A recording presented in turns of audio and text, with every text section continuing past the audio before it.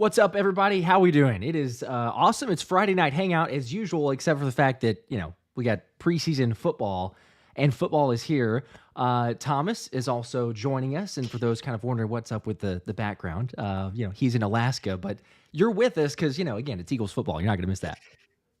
Eagles football. I packed an extra bag just to carry all my different camera equipment and my microphone. And as people notice, it is very bright outside. It's 3:30 in the afternoon right now in Alaska, but afternoon football here on a Friday for the Philadelphia Eagles. And listen, I think we're going to get to see the starters play. The rain has held off, Josh. If the starters go, one series for sure, maybe a second series. Preseason games are new. They're normally not that exciting, but you get to see Jalen Hurts, Saquon Barkley, and A.J. Brown all out there. It's going to make for a fun evening.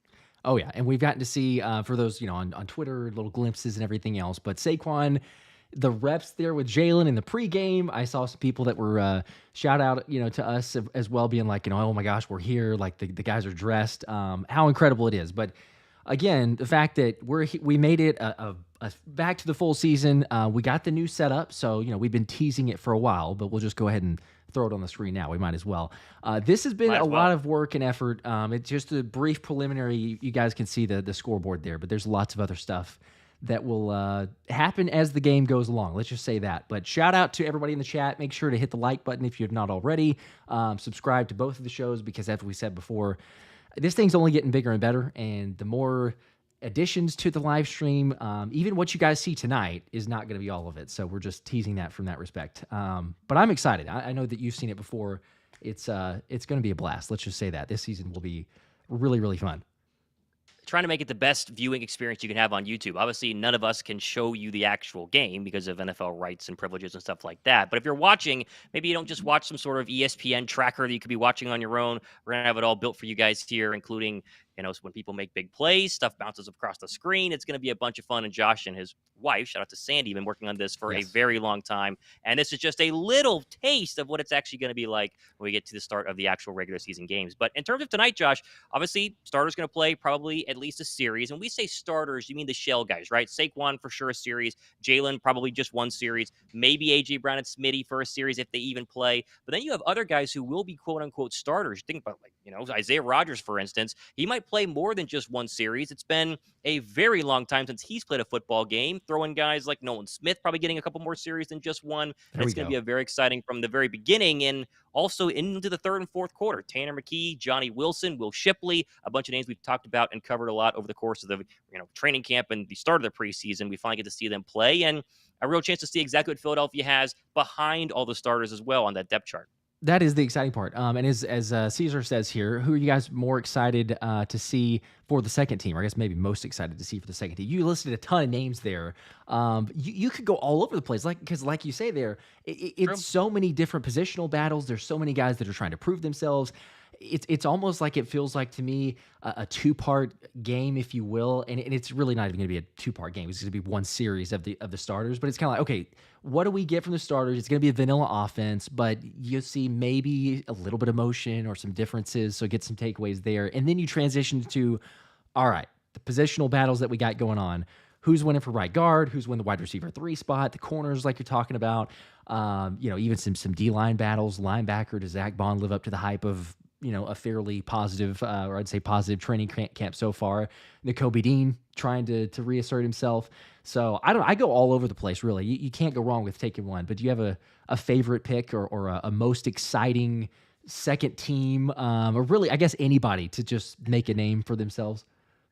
Listen, if Johnny Wilson goes out there and catches a touchdown pass, let's say he goes 5 catches for 83 yards and a touchdown, people are going to go absolutely insane in Philadelphia because the rumblings on your show, on my show, throughout the national press or the local press in Philadelphia has been about the Eagles and their 6'7" unicorn wide receiver who's been a diamond in the rough so far during preseason or during training camp, but there are plenty of other names. Jalen Hunt is definitely somebody to keep an eye on with the pads on. How quickly is he going to be able to move in from Houston Christian University playing football at that level to actual NFL play? He's flashed a little bit during training camp, but we mention this all the time, Josh. The Eagles don't let us watch training camp. We literally cannot see, besides the open practice a couple Thursdays ago, we don't get to watch. And the actual reporters who are there can't film any of the 11-on-11s either. So when you see, Jalen Hunt is flashing right now, okay, that means that a reporter saw Jalen Hunt flash, or Johnny Wilson caught a touchdown. A reporter saw Johnny Wilson catch a touchdown. Tonight's the night we get to actually see it, break it down for you guys live, give you the play-by-play. And if Jalen Hunt starts playing well, there's plenty of reps to be had at the pass rusher position. Same goes Oh for yeah. a guy like Moro Ojomo. I mean, a backup defensive tackle, Josh, who last year drafted very, very late in the NFL draft, kind of barely makes the team, does virtually nothing. And again, another name reporters at camp have said has looked pretty darn good. And tonight's the night where he's going to play at least a quarter, if not a little bit more, and maybe he flashes, and sky's the limit for a guy like him. I'm going with, I mean, obviously I'm repping this Isaiah Rodgers jersey. So like, there's a lot of hype and expectation there. I did love the fact that he's going like, I can't, and I'd have to pull up the tweet. I had it saved earlier and I forgot. I could probably find it here in a second, but he listed out the exact number of days that it's been, days and months. Let's see. I think I can find it probably pretty quick. It's been 19 months, 85 weeks, 592 days since I ran out of the NFL tunnel to play for another team. So he's been, bookmarking it, ready to go. You can't help but be excited there. But yes, as far as the offense goes, like I just want to see it for myself because you got glimpses within Eagles open practice, and if you were fortunate enough to be able to go to an Eagles training camp practice, because a select few do, obviously, you can get tickets and show up there, but it's the first legit, hey, you're going up against different competition. How do the guys get the reps in, the speed of the game, everything else? I'm excited. As Zaya Banks says, high hopes for Nolan Smith. Heck yeah, you know that there's always high hopes for Nolan Smith. But we'll see a lot of reps. So try not to get overblown. I guess that's the part too. It's like to temper a little bit of expectation. Even if we see a great play, it's hard for me to go like, oh, let's not just freak out because, this is going to be a phenomenal year. Because sometimes you see that. You see like Jalen Carter on the first snap against Ben Johnson last year and go, okay, well, he's as advertised or better. But then, Nolan Smith has some reps and we saw how that played out. So you never know for sure. But at least I guess the biggest win is the fact that football is back. So we're going to have that. We will give you guys, as we I think mentioned earlier, but we'll give you guys the timer to try to sync up as far as if you're watching the game with us. Hopefully, we have it same deal here. Also, I might as well do this since it's not live yet and we got some time just to preview. So worked on some of the graphics. If the Eagles have the ball, you will see that Eagle logo. And it'll track it where they are on the field, so we can move it along here wherever they go. Hopefully, we see quick scores marching down the field, everything there. If not, if for some reason the Ravens do get the ball, they do have their own logo as well, so it helps it somewhat easy to track it, see where they're at on the field. We'll also keep you posted, down and distance, quarter, timeouts left, things like that. So really excited about it. Lots of work. Again, shout out to my wife Sandy because there's no way I'd have been able to do that. Yeah, it's fantastic. And then there's graphics for when Eagles score, whenever players do well. You'll see that as the night goes ahead and ticks on.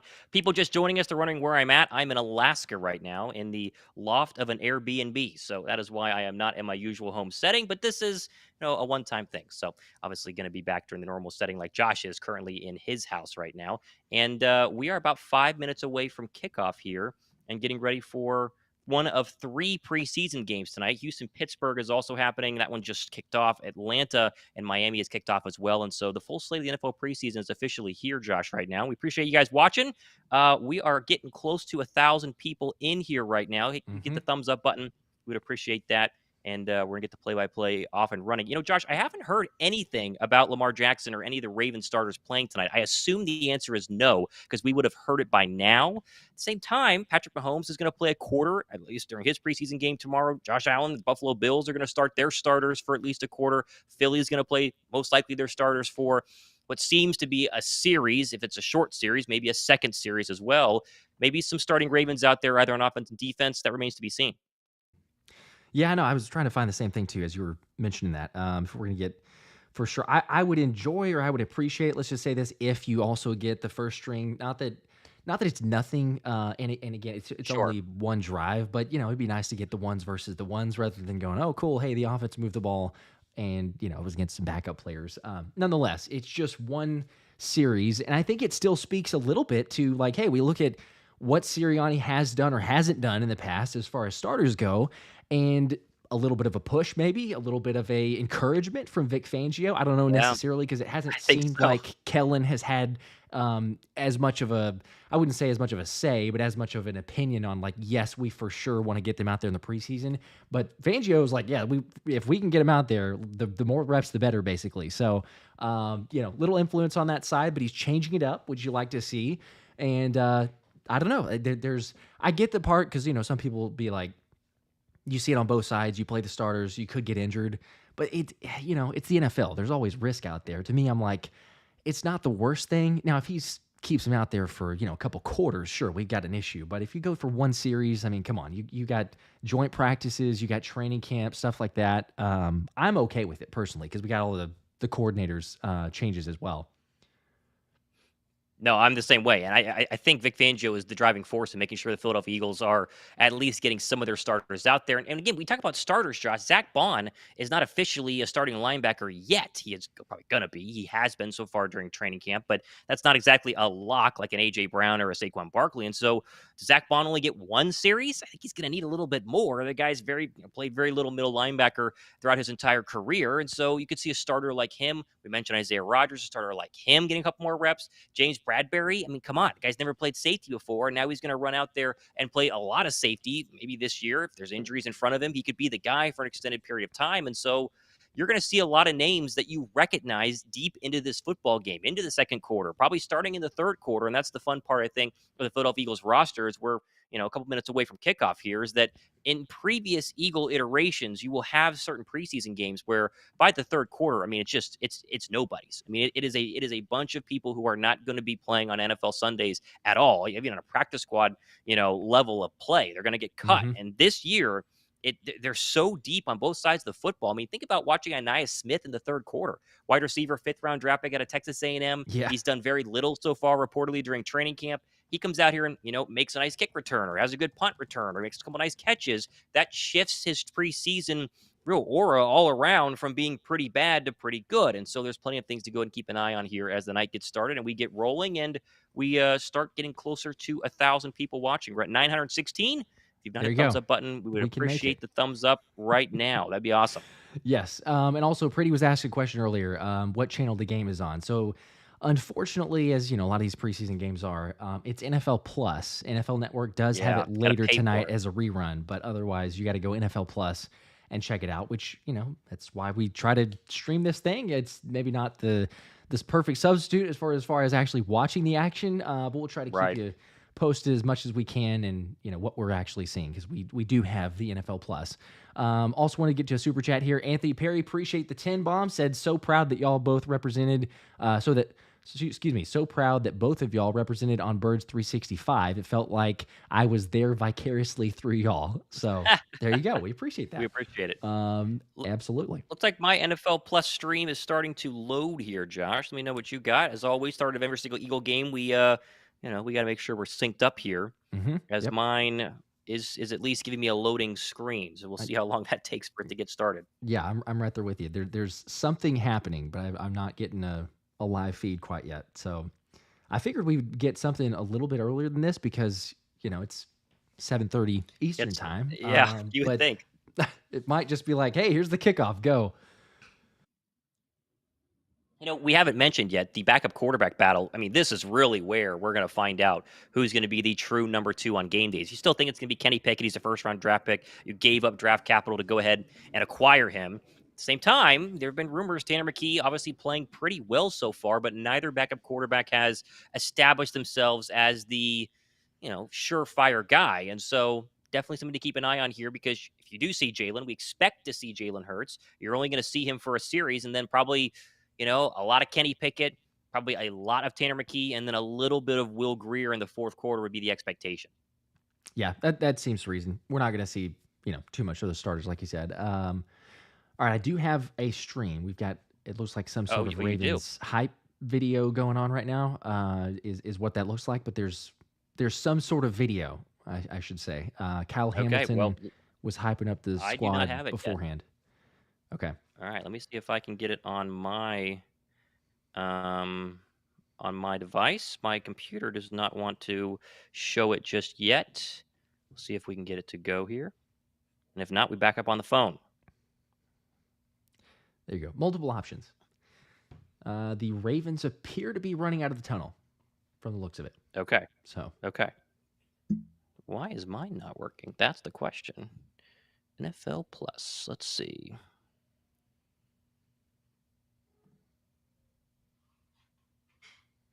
Let's see. I think there was some struggle or some issues that some people said they were having with connecting to NFL Plus earlier. So hopefully that's not the case. Got it. Hopefully it's not the case. Well, I mean, as long as one of us has it, right? That's kind of what matters. But it'd be nice if I could watch it too. Yeah, that'd be nice. All right, there's a little Derrick Henry action showing him in warm-ups. It doesn't.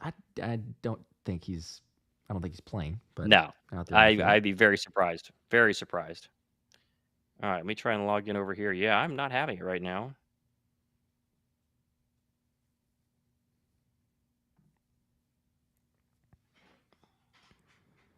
Let's see here. I think did we get an update on that?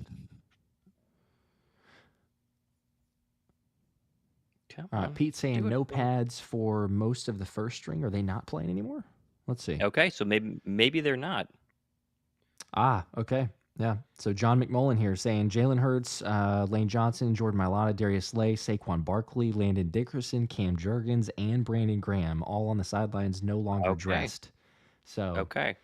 So there goes the Jalen Hurts and the shell starters, but it sounds like you're going to see some other starters there. All right. Well, I have it on my phone, but I do not have it on my laptop as we currently stand. We'll see if we can get that to actually start working here. Okay, but at least you can see something, right, through the phone. Like you're getting. Like yeah, I'm on a commercial break. Okay. Yeah. Yep, I'm on commercial break, and let's see. All right, I think. All right, yep, I'm still like on that. Commercial Steven break saying first touchdown is going to be Johnny Wilson. What does everybody else? I think think? A lot of people are saying first that. Touchdown. A lot of people are saying that. I was going to say we got a lot for those. You're going to go with the first touchdown. It's not the worst bet. Interesting to see what Kenny Gainwell does tonight. There's another name that you kind of sit back and you go, okay, does he play a lot? Does he play a little? That'll be a very interesting thing with obviously Will Shipley, and you have Tyrion Davis-Price as a backup running back in there as well. We'll keep an eye on how many snaps and how many reps people get overall. I think I'm on commercial now. I think I got it on the laptop, so that is good. Over 1,000 people watching between both channels. Appreciate you guys watching and hanging out right now. There you go. And we are getting close to kicking this thing off. Shout out to my guy Jordan for the Lou and Marsh double, the Philly double, as we're going to call it. I tweeted out a underdog special play, but Lou Nichols. There you go. Seems like he's getting some hype for tonight's game. So a lot of reporters suggesting he'll get a decent amount of carries. So we'll see. Let's go. First preseason game. If Jalen doesn't play, because I mean that was kind of the whole idea is that they had basically said the starters were going to play. That was a Jeff McClain tweet, I believe, earlier on today. Next week against the Patriots, that seems to be almost a guarantee, right? And if not, then maybe the home opener in terms of the preseason finale against the Minnesota Vikings, another possibility there as well. So we'll see.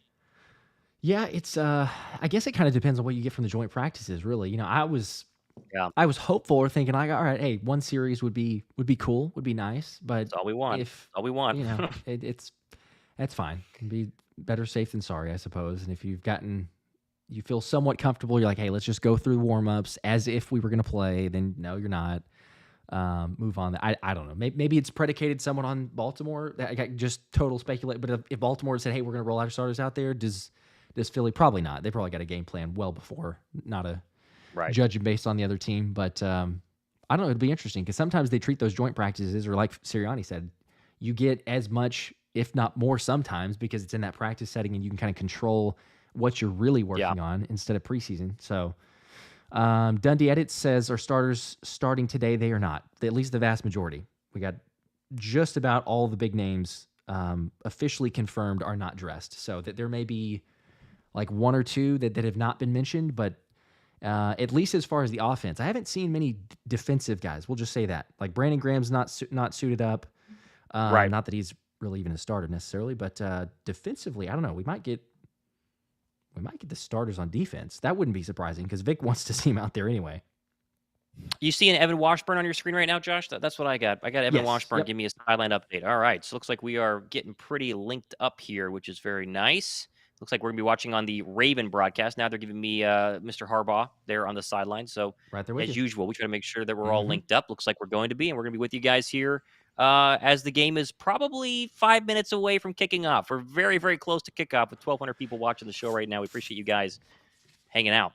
Yes, you guys are the best. Y'all know that. But yeah, we got a new kickoff coming up here too. This is going to be exciting to actually see how that plays out and the strategy involved with it. I'm curious to, I guess, a couple phases. If for one, we're going to get the starters, right? So like, is it going to be Zay and who was it? Zay and why am I drawing him like? Was it Zay and no? He was with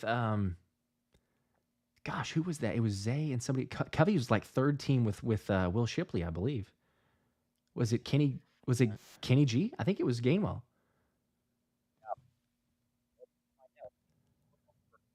Landing zone right now for this new kickoff, which looks very bizarre. I'm not officially, sure that I love the look of it. I understand the whole point behind it, but the look of it is interesting to say the least. Let's just say that.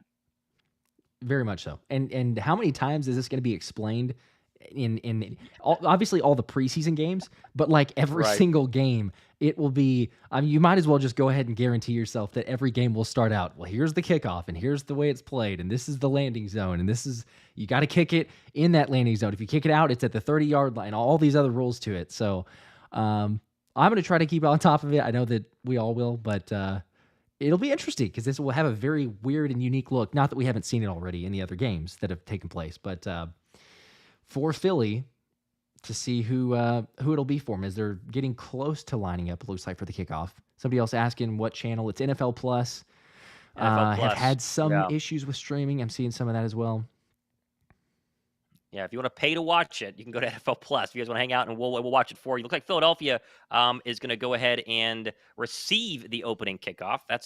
That is going to be exciting to watch. I believe it'll be Kenny Pickett right now. They're going to start the game out on offense. There you go. And we're going to see exactly who's back there. It is Isaiah Rodgers. You got him on your screen right now, Josh. There he is. Let's go. My guy. What if you were to return this? I know it's preseason. Can you imagine? Like, how insane would that be? Eagles wearing the white on whites. They just need a white helmet, quite honestly. Like, just go ahead and deck it out there. That's really what they need.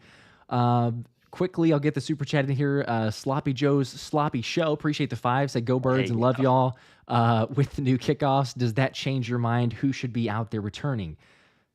Does it for me? I mean, I would still say I've got Zay, but the kickoff, it looks like, is away and in the end zone. So touchback to the 30.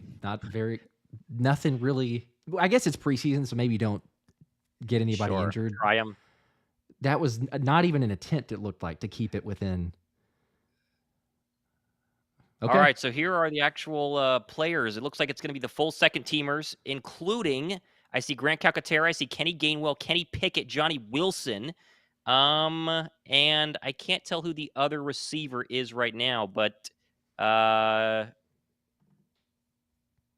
think it's Anais Smith or Joseph Ngata at the top. All you, Josh. You got it. First quarter. All right, first quarter.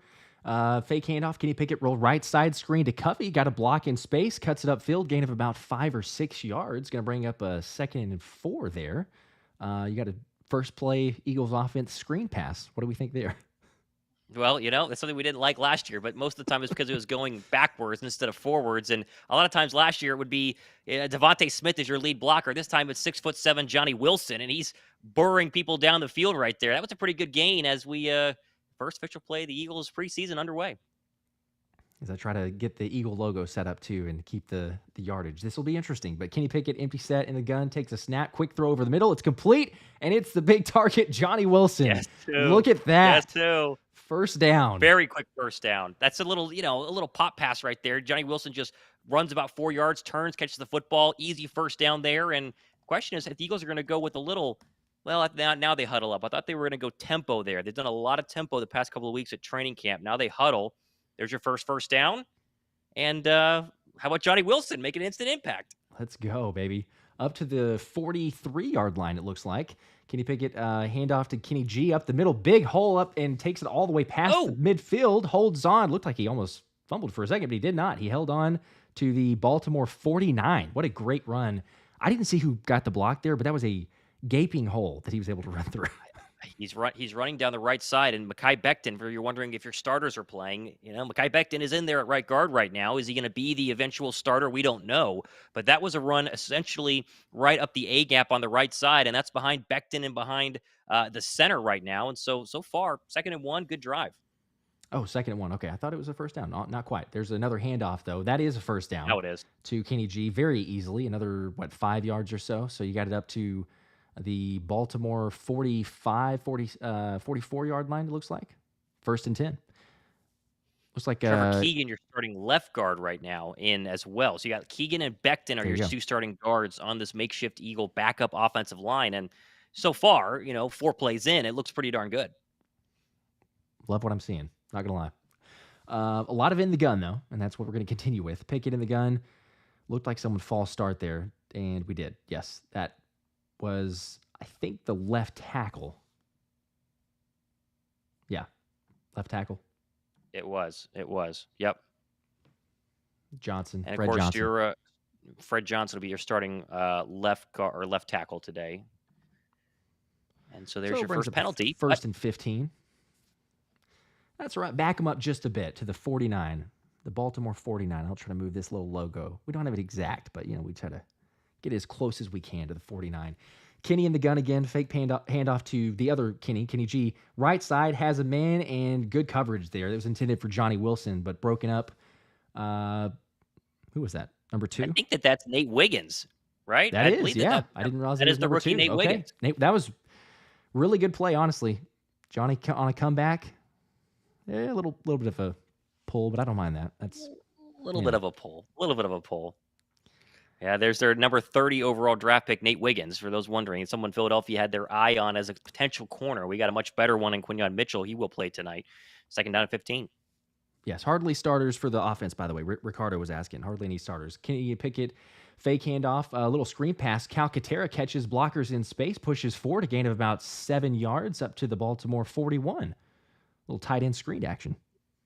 There you go. Grant Calcaterra has been easily the 2nd best tight end so far behind Dallas Goedert. And that's, of course, Brent Toth, if you want to say his last name, pulling there and kind of getting the first connection in terms of making some blocks down the field. And again, Johnny Wilson making blocks down the field. He already has a catch for a first down. The size is very clearly being shown right now in terms of catching the football and also opening up those running lanes for what's been a Kenny Gainwell solely running back drive right now.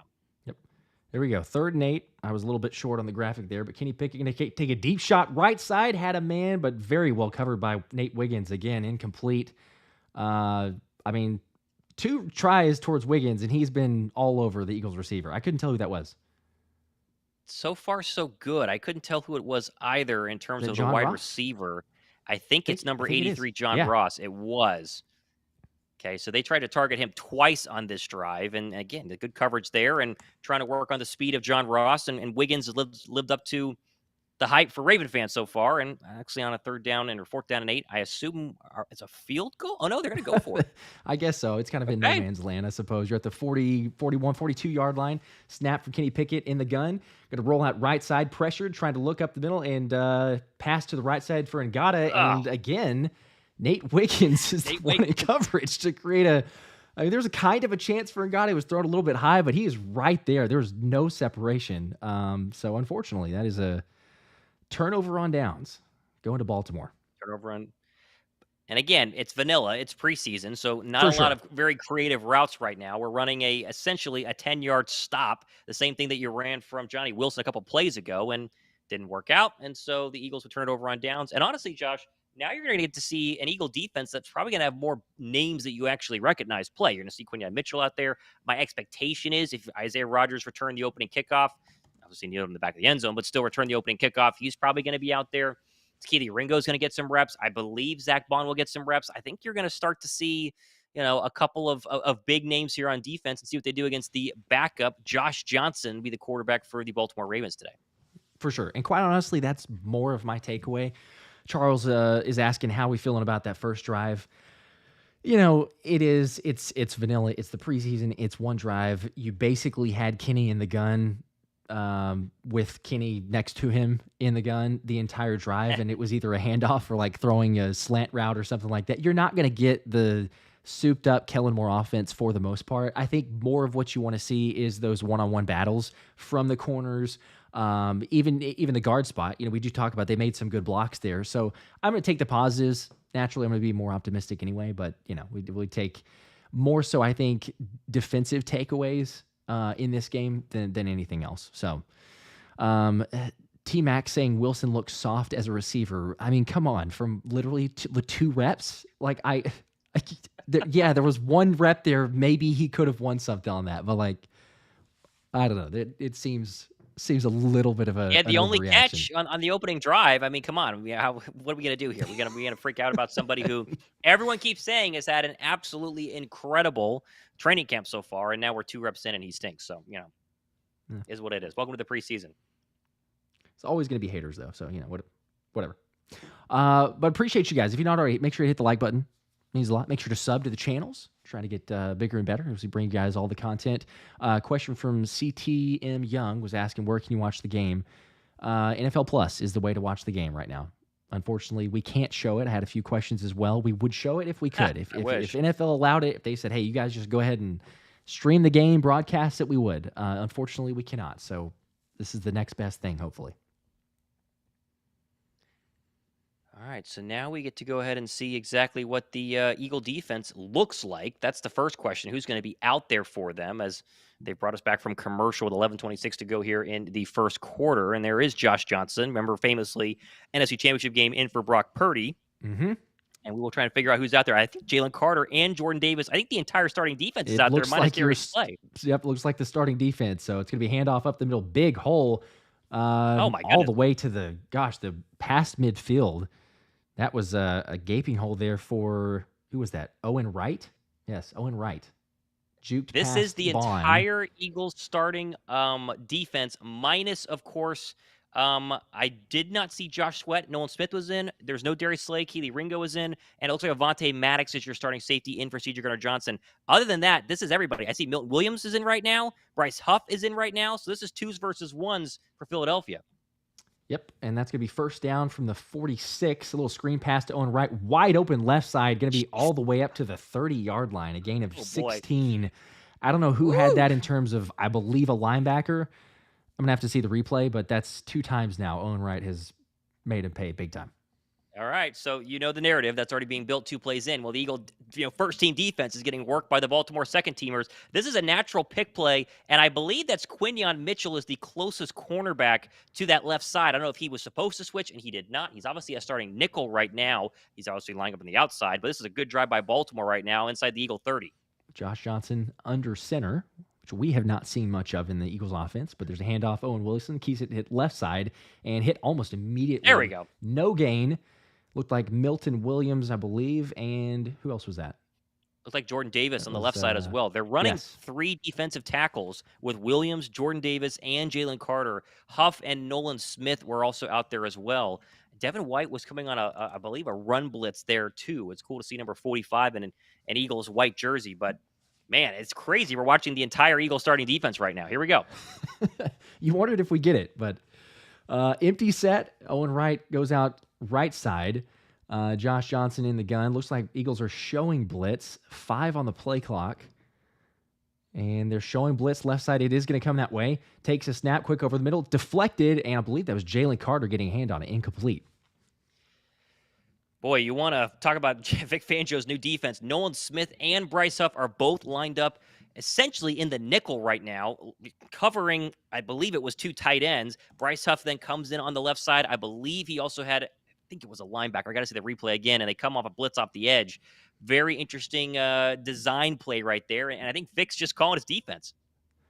Yeah, I think that was Baun, I believe, on that linebacker. But yeah, I'm interested to see when those blitzes do come. Josh Johnson now takes the snap, looks right side, pump fake, and nearly intercepted Q with the coverage. Oh, man, he almost had that. That was incredibly close. I couldn't tell who the intended receiver was. Was it, looks like 12? That was Malik Mitchell. He threw it right into the arms of the Eagles rookie. This is Oh my this is an gosh, he interception right every day of the there. week. Oh, and he just dropped it. That's a great play, actually, by Quinton Mitchell. He jumped that route, an easy slant, and now I think we're going to get a field goal from the Baltimore Ravens. It will be. There you go. Wow. Yep. Okay. So the Showing defense the holds. ball hawking prowess from Q. Like you said, it did look like it was more intended for Q, but it actually wasn't even a terrible pass. But Justin No. Tucker with the attempt from about 47 yards, and maybe unsurprisingly, that is good. So we'll get a chance to do the first time graphic here for you guys. But there's a All right. there's a field goal attempt that is up and good. Let's see. There we go. If it's going to work for me.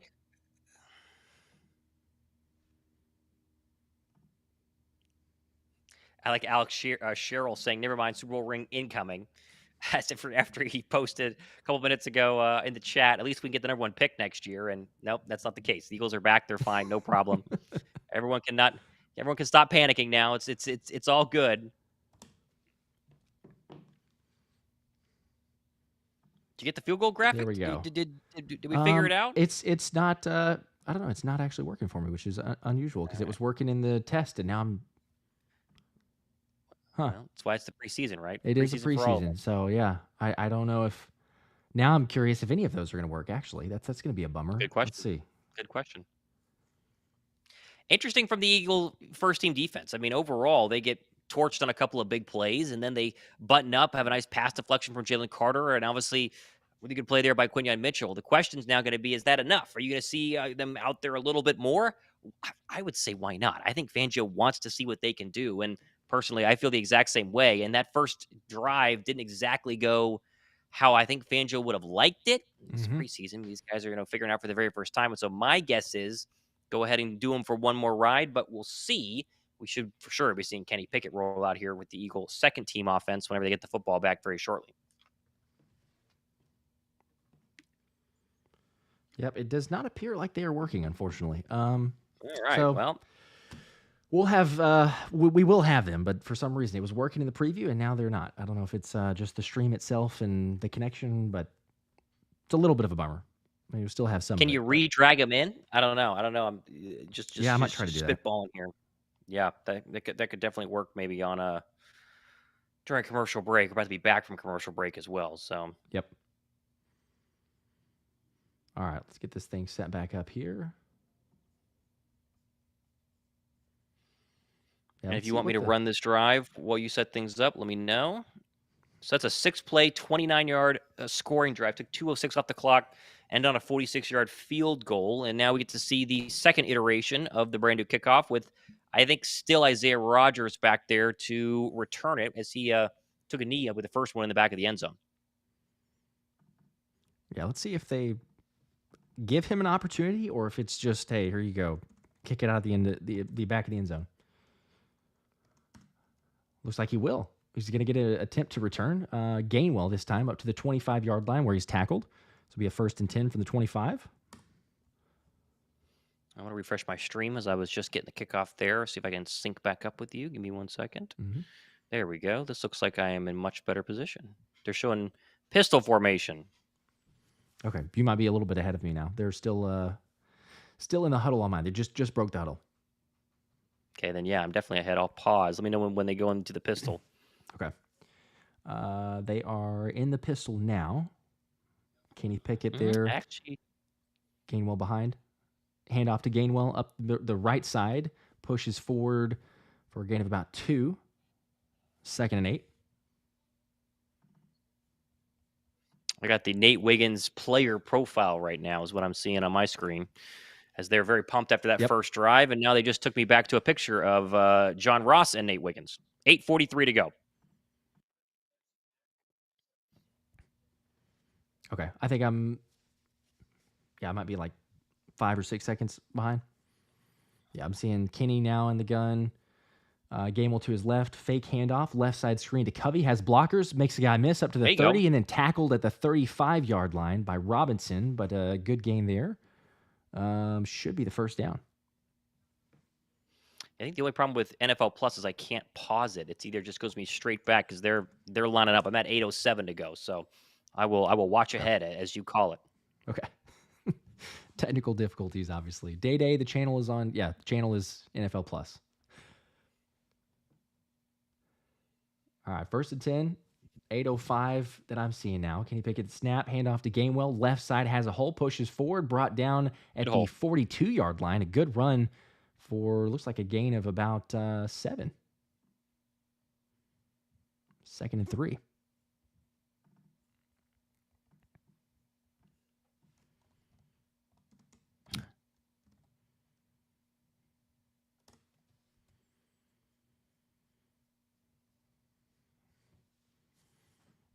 Okay. 2nd and 3. Ball at the 41. Handoff there. Shipley pushes forward up the middle, and the first down. That was a pretty physical run. Yeah, Fred Johnson created a massive hole there. I'd refresh your stream, Josh, see if it'll catch back up, because I've gotten way ahead. Give yourself a quick little flash there and see if it'll take you. I'll call this play. Pickett in the gun, takes the snap, turn, give. That's going to be Shipley, bouncing it into the middle of the field up to the 49. It's a gain of 4. And we'll see if Josh sinks back up. So it looks like Will Shipley is going to be the running back for a good remainder of this, probably first quarter and probably second quarter. You probably saw the result of Kenny Gainwell's first drive being his only drive right now. And now they're giving me a Trent Simpson, Baltimore Raven player profile, because we are watching the Raven broadcast right now, Josh. Unfortunately, we can't choose that, you know. All right, yeah, so 2nd and 8. What's your time on your clock? I'm 6:25, 6:24. Okay, yep. Looks like we're synced up there. So Pickett going to take the snap, look right side, and he's got Ngata complete, and that is on That's Nate Ross. Wiggins. So, I'm sorry, that is Ross. I thought it was Ngata. That is Ross, but it's on Nate Wiggins. So he's human. He's not a Hall of Famer like he looked like so far. He did allow a catch. He was right there, though. Very, very close. Gain of 9 and a first down. We got to keep an eye on this backup quarterback battle. That's a late throw from Kenny Pickett. I mean, Ross was out of his break, had to stop on his 10-yard out to go ahead and make sure that football landed right into his chest. So far, Kenny Pickett, not great. Pickett handoff. Will Shipley up the middle. Really good blocking. Another gain of big gain, probably about 8 yards or so. Bring up a 2nd and 2, 2nd and 1 maybe. Very decisive. That's kind of the big theme of Will Shipley's Clemson career, right? He's not somebody that's going to dance around like Shady McCoy used to and wait for that hole to open up. He is going downhill very, very quickly and looking for the first hole he sees. And a lot of times the first hole is the right hole. And so right there, I mean, he just blew right through the A gap for a gain of 7, be 2nd down and 2. Another handoff to Shipley, right side, and this time not as much. Maybe a yard. Brings up a 3rd and 1 situation. Mekhi Becton's still in, or is he still in? No, I think that they might have pulled Mekhi Becton. I got to see what this offensive line looks like. Trevor Keegan is your left your left guard. Obviously, Toth is going to be your center. Fred Johnson is your left tackle. I got to see the right side of this offensive line right now, but I believe that it was for the first drive Becton, and then they went and pulled. It's Steen at right guard right now. Wow, that tells you a lot about the right guard battle. If Steen is your backup right guard in a preseason game. It definitely does. Not that it's solidifying for sure, but another handoff to Shipley and going to push over that line. That's going to be close. I don't know if he got it. He got it? Okay, first down. I think he did. I think it's. Was, if not, we might get our first tush push overall. Could be good. Get it with a Kenny Pickett tush push. Can he do it, right? Here you go. Trial by fire.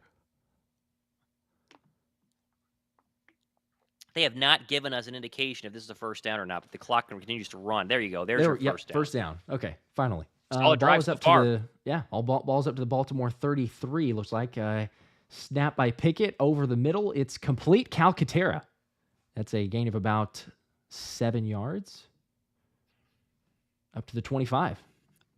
There's your classic RPO. We talk about a brand new offense. Obviously, you're getting a very vanilla version of the Kellen Moore offense, but they're not going to throw away everything. And one of the things that we're going to keep from the old offenses of Nick Sirianni, Brian Johnson, and even Shane Steichen was the RPO. I mean, one of Jalen Hurts' bread and butters. That was a very clear RPO. Just run inside zone and have the option of a slant from the slot tight end right there. Calcaterra caught it for a gain of 7, 2nd down and 3. There we go. Now this time it's going to be a handoff to Lou Nichols. There he is. Not much, but enough for a first down, I believe. As Brett Toth's helmet came flying off. 3:07 to go in the first quarter. The Eagles going to have a 3rd down and short here. Nichols has a very long shot to make this roster because Tyrion Davis-Price is also on this roster. It shows you how they feel about Lou Nichols, having him play over Davis-Price.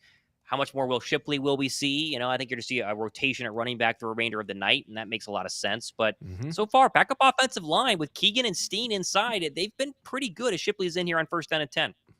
Not too bad. This time, it's going to be a fake handoff for Shipley. Left side, it's complete, and it's going to be almost up to 6 for 1st down. John Ross beat his man on the other side. This time, that was, who was that, number 5? Jalen Armour Davis? I believe so. Boy, Kenny Pickett is staring down these receivers. There is no... he is not looking around and trying to go through his reads. that was Kenny Pickett looking left, dancing, waiting for John Ross to get open, and then finally throwing it. Thankfully, it was completed. But again, so far, we hear about the backup quarterback battle being an actual battle, and Kenny Pickett's a first-round draft pick. So far, you see why. Pickett has not been that strong, and the door's going to be open for Tanner McKee later on in this football game. High snap. Pickett does get it, though. Handoff to Will Shipley, pushes forward to the 10-yard line, and that'll be a 1st down. So into the 1st and goal situation. Some comments here, John Ross is too fast for his quarterback. That might not be inaccurate, so it's making it more difficult, but you are right. It seems like it's kind of delayed at times. This is easily the best backup group of Eagle receivers we've seen in a preseason game in a long time. Johnny Wilson. Grant Calcaterra is a tight end, but he's out there. John Ross. Britton Covey. The receivers right now are doing a very good job. Will Shipley going to be falling the right side behind Toth and Tyler Steen. He'll push forward for about 4 yards before he's brought down. They're using Will Shipley a lot. They've used him a lot so far during training camp, and obviously a lot tonight. He looks pretty darn good so far. And we're approaching the end of the first quarter, and a very quick first quarter, Josh. And we keep just wanting to go back to defense. The offense is fun, but it's backups. I want to see the defense out there again because we saw the Eagles starting defense get gashed a little bit. They came back. Should have had a pick by Quinyon Mitchell if you're just joining us, but this is fun. This is fun so far. Yeah, we're barely even going to see him depending on how long they play, but 34 seconds left in the first quarter, and we will get a timeout. All right, timeout. So, probably Philly. The play clock was winding down big time there. Okay, timeout. 33 seconds left in the first quarter. Baltimore leading 3-0. Let me go ahead and remove the timeout. I can't play the virtual deal for some reason. People watching, we got a bunch of virtual graphics that are not working right now. It's the preseason, and so we'll blame that. But we're going to get these fixed for future broadcasts, and it's going to look pretty good. So just know when things like timeouts happen, stuff is going to happen on your screen, which is cool too. Also, I need to turn my light on as the sun is going down here in the afternoon in Alaska. So I'm noticing now that you say that. We are going to add a little bit of light here. So excuse me fidgeting with the camera for a second, but we're going to try and make this thing work. Let's see what it does. I don't know how bright it's going to be. It could be very bright. It could not be not so bright. It's hard to say. Hard to say if it's bright enough. We want to add a little bit more, but what do you think about that? Is that better? I'm waiting for it to show on my end. I can't really tell. It looks a little bit better. It's not like a drastic. I did like this comment from Josh B. He said our preseason vanilla second team offense looks better than last year's playoff offense. How about that? That? Yeah. A little bit better. Yeah. We will definitely take it. Despite it being the preseason, that is where it is at. Andrew saying time for a fade to Wilson. Use that 6'7" height. It wouldn't be bad. You would think that now would be a really good time to do that, right? Come on. It could be a really good time to go ahead and do that. You might as well take advantage of his height. I don't mind that. It's been a pretty good drive. Overall, it's been a pretty solid drive for Philadelphia here, especially running the football on the inside. The question was always going to be, who's going to win the right guard spot? How are they going to look from a backup sort of, offensive situation? And right now, Tyler Steen has been in. They're running the football well behind Tyler Steen, and Kenny Pickett is handing the ball off well. I'm not going to say he's actually, really throwing the football that great, but he's been protecting the ball and marching down the field, and so far, so good. Addy, we appreciate that. It says, nice calling of the game. You guys are naturals. There you go. Thank you. We try to.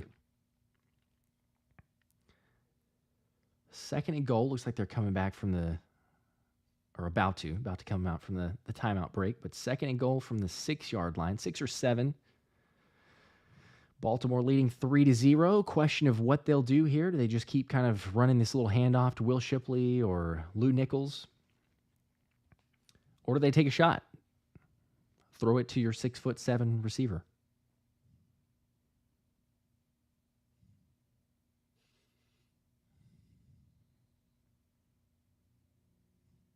All right, let's see. Come on.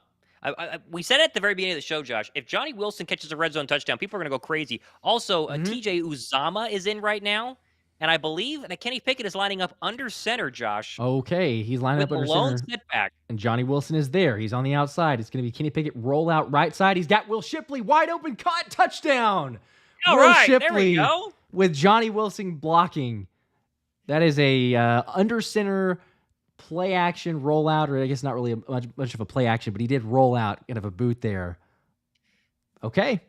Touchdown. We talk about Kellen Moore's new offense, Josh, and how we weren't going to see a lot of it. And it was very vanilla tonight. And then what do we get on the Eagles' first score of the actual 2024 preseason? An under center, technically a fake rollout, and they have a wide open running back in the backfield. This is something you're going to see Jalen Hurts do a ton of during the regular season. Imagine faking to Saquon Barkley, rolling to the right, finding a receiver, or faking it and finding Saquon Barkley in that case. Overall, that was a little tiny glimpse, a vanilla taste, if you will, of what Kellen Moore's offense is going to be capable of.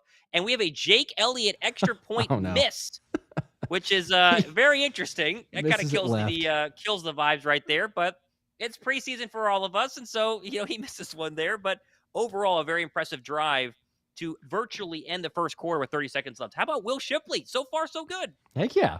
Being able to be in the running game and the passing game, so we'll take that. It's just preseason, not a big deal. Jake Elliott missed the field goal.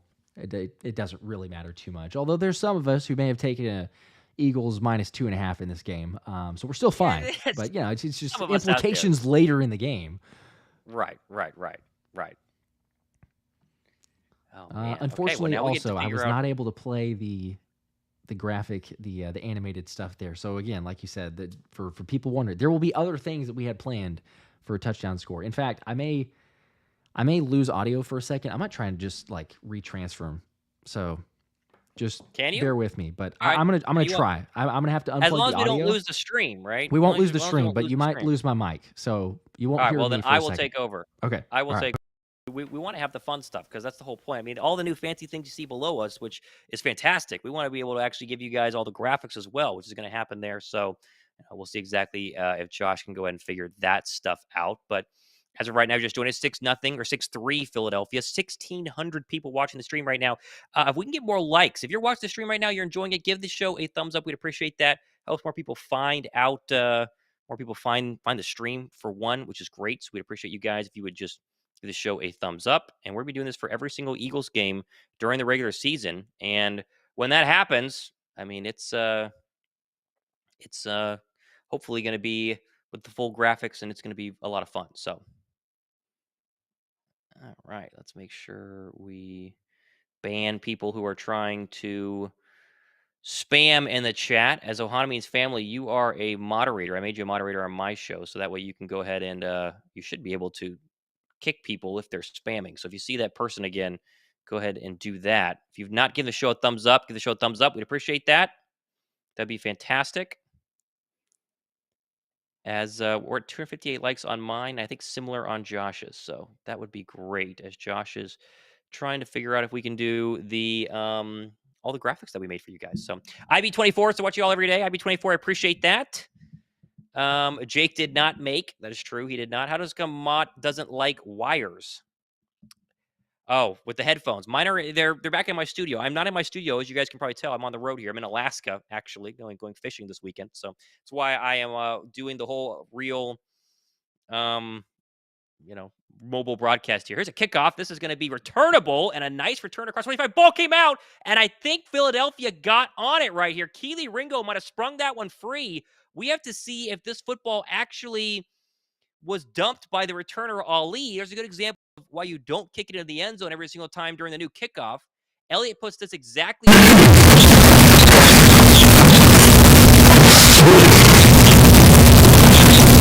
Mute yourself. Oof. There you go. Yeah, your mic was all sorts of wrong there.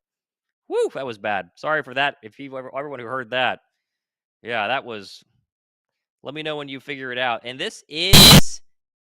Nope, it's still bad. That's not a fumble. The ground definitely caused that, so that is not going to be a fumble. Let's see if Josh can figure out his mic because that was that was bad. Let me know. I'll let you know if it's bad. Whenever you plug it back in, I'll let you know if it's bad. Okay, so under center is Josh Johnson from the 35-yard line of Philadelphia. Takes the snap, turn, give. This is going to be a run up the gut, up to the 40-yard line, and it looks like you have the majority of your starters still in for Philadelphia. We'll keep an eye on exactly who's still there. I saw Isaiah Rodgers. I saw Nolan Smith in there. Devin White still playing as the Ravens go hurry up here. Backup defensive line, starting linebackers, and starting corners are still in. Johnson, shotgun. And now they're going to go and end the first quarter, and that is going to be the official end of quarter number 1. 6-3 Philadelphia, and you're going to see a couple more of the starters there. As I see people are all saying, I've officially lost my hearing. Yeah, sorry, I told you. Oh, man, that was bad. Yep, speaking transformer. We'll see if Josh can fix his mic. Yikes. Someone said it woke up their kid. Yep, sounded like death metal. Sorry, guys. Oh, man, that woke my son up. Sorry. Yeah, that was Josh's speaker or Josh's mic. Are we Woo! okay now? I think I figured Yeah, it you're out. much better I now. apologize. We actually Oh got a my couple dislikes whenever that happened, and totally well warranted. Uh, I yeah, apologize. I guess lost Double hearing. G says I that. lost hearing. I don't know what happened. Sorry. Oh my Trying to gosh. figure that out, and the mic, like I That was said, I had fun. to lose the mic for a second. Whenever I came back, I didn't. Okay, I mean, I couldn't hear it on my side, so I don't know what that was. Yeah. Apologies to Yeah, it everybody was like else. I, Optimus Prime screaming at the top of his lungs into my AirPods is what it sounded like. Vic So, says my dog is crying. I'm yeah. sorry. I apologize to your dog then also. Someone said need a new phone now. Oh, I just blew the speakers on everybody. I don't even know what that I, was. I I thought my house just got nuked. That was funny. Oh my gosh. Yeah. uh, Woo. Yeah, I am. I'm gonna have to learn sign language after that one because I have sorry no about hearing. that. It was obviously totally planned. Let's My see. Did it screen work? ripped. Okay, it did work. So we do have the graphics. I was going to say Oh, we there's at do. least we've got the graphics. So for people Well, it that was worth it. It it was was worth worth it. it was worth it for everyone's hearing.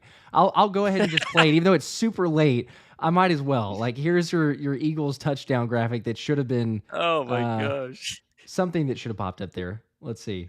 J Do we have that one? J20 Sanchez. He says I'm driving and I thought I hit something. Oh no.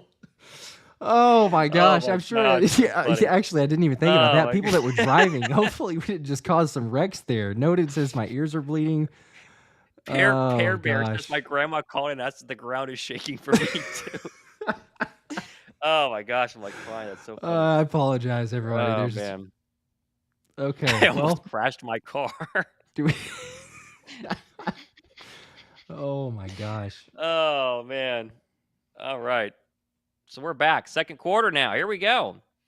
Did the graphics work? I wasn't watching the stream. Did they officially come across? I did The not. I did not actually. the timeout one did. I'm gonna keep working on it because I've got them all transferred over All right. here. So I think I need to just slowly move them back up. But All if you right. want to keep Second down announcing to it, 10.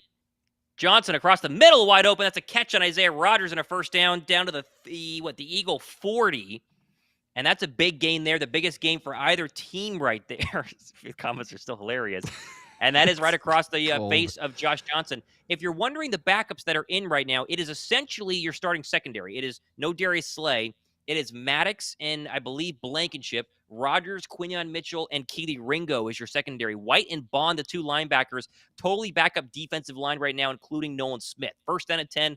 Opening drive of the second quarter here as Johnson looks right, throws, that's caught, and that'll be a first down. Jalen Hunt dropped back into coverage there. He makes the tackle after a gain of about 7 there. It'll be second down and short. So again, backup defensive line, still pretty much your full secondary, although your safety is now James Bradberry in for Reed Blankenship. But they're letting these corners and Isaiah Rodgers and Kelee Ringo run right now, and they're getting some good reps here as we got a second down and 2 with 13:57 to go in the second quarter in a 6-3 ball game. Johnson in the gun, motions is running back to the right now. Philadelphia potentially showing blitz here, and now we have a false start by the Raven right guard.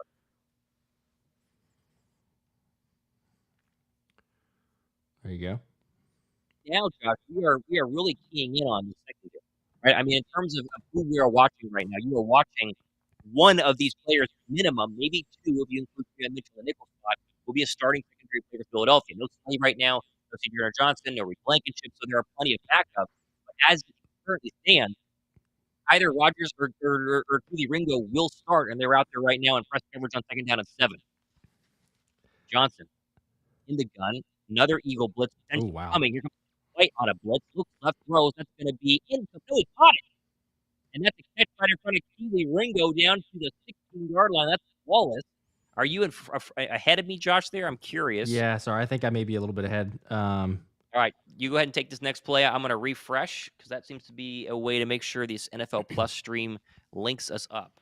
All right, there you go. 1st and 10, handoff up the middle. That is right for a gain of about 2. So up to the 18-yard line. 2nd and 8 now at the Philly 18. And I am going to continue to apologize here. I had someone else say, what did I miss? I had to go change my undies.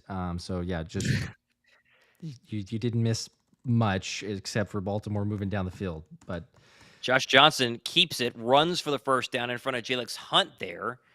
It says my mic is now cutting out. I hope that is not the case. Very briefly, but it sounds good now. So I was going to say something, It but sounds fine now. stopped. Is it okay?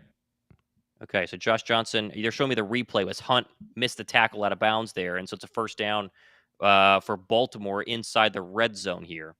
They're still showing me the Josh Johnson replay. Josh, make sure we're on the same page here.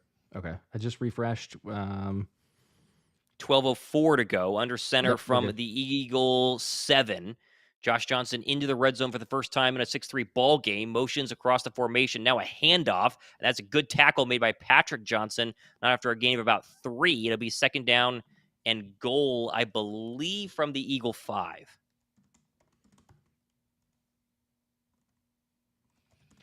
All right, 11:40 to go here in the second quarter. Eagle defensive line, if I can see what it is, it's going to be a massive rotation right now.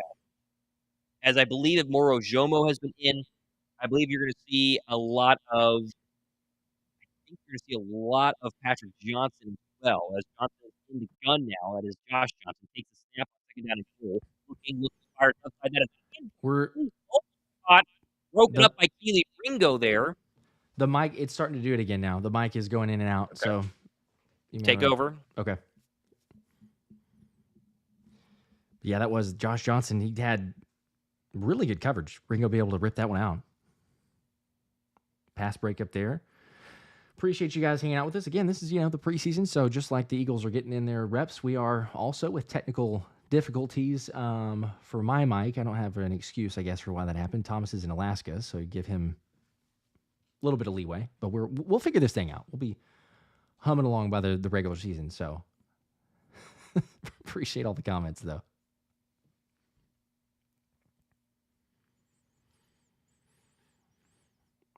All right. Well, after that, all right, we'll check back in. Yep, sounds good now. Good. Is it still good? Let's see. I think it's still good. I got to keep talking. Is it still cut now? It's kind of cutting out. It's going in and out. I can probably reset it again. Okay. 4th and goal. This is going to bring up another field goal attempt, and this time a very short chip shot for Justin Tucker. So that is going to make it a 6-6 ball game. And again, there's the miss on the extra point by Jake Elliott. So now it's a tie ball game as opposed to a 7-6. Not that it's, just preseason action, but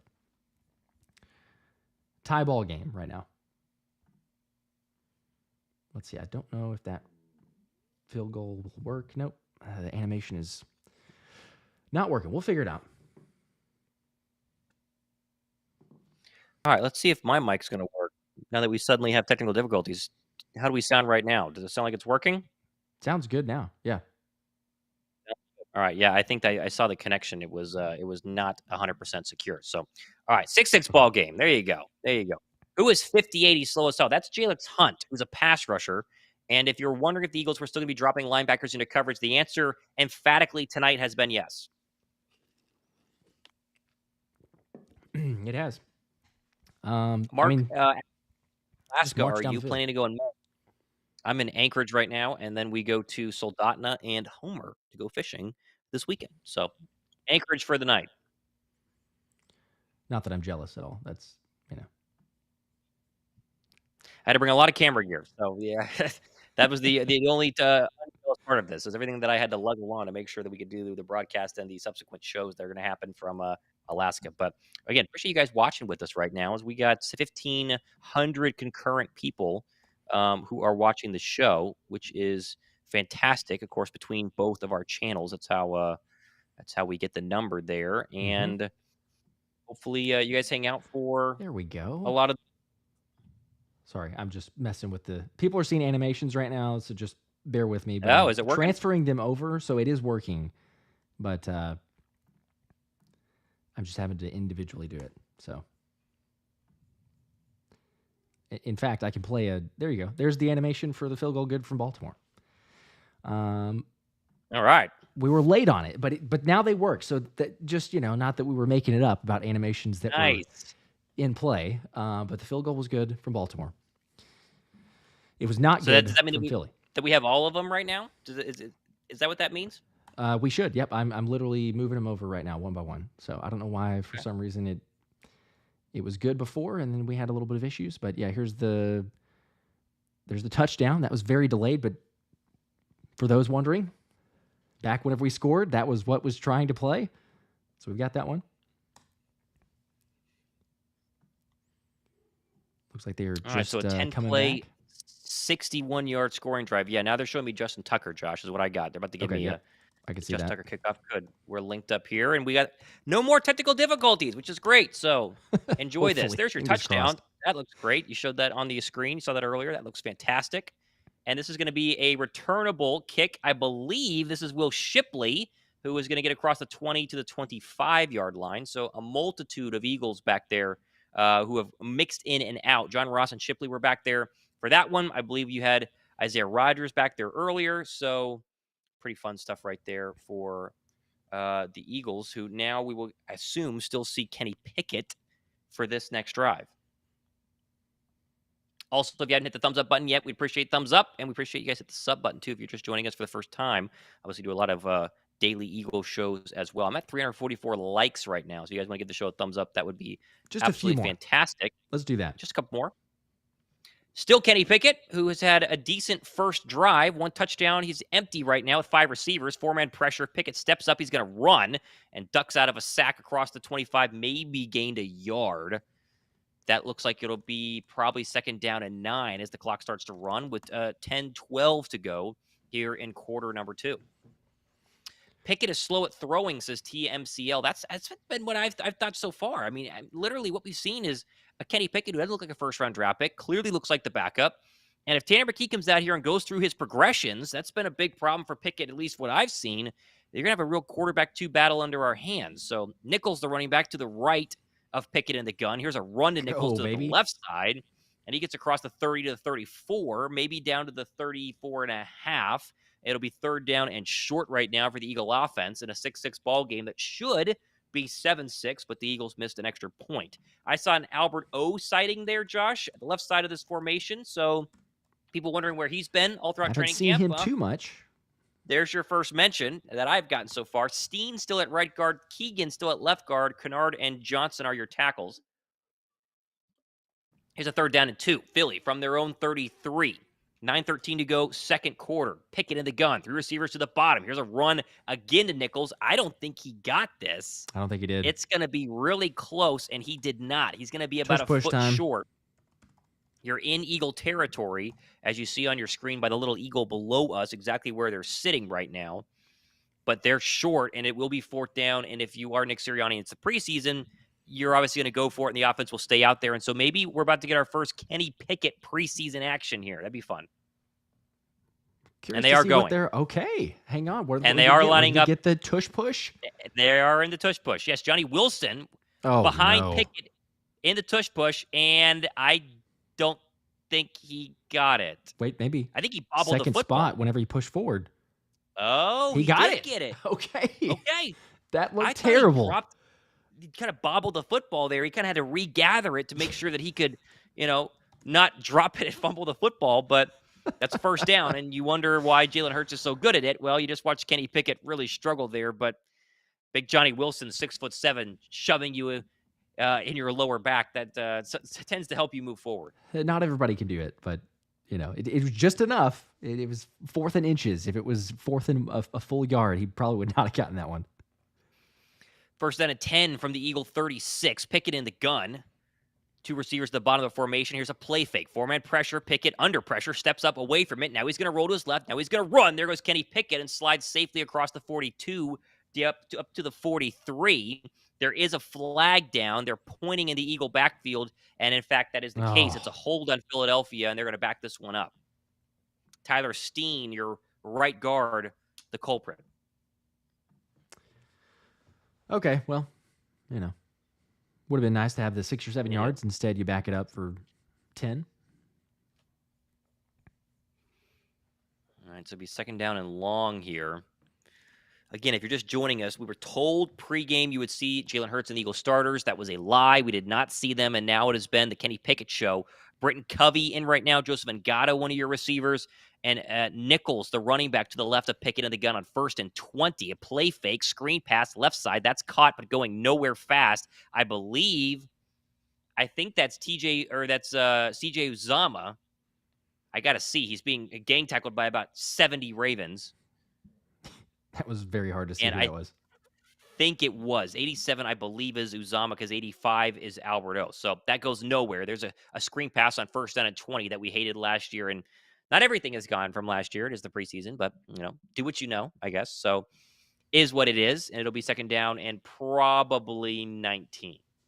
And it's a vanilla offense, too, and we could say that, but... Very true. Very true. Let's not freak out just yet. Someone says make a first down animation. Didn't we? I think we are, or we do. Unsure. We are, yes. Okay. Here's Pickett on second down and 17.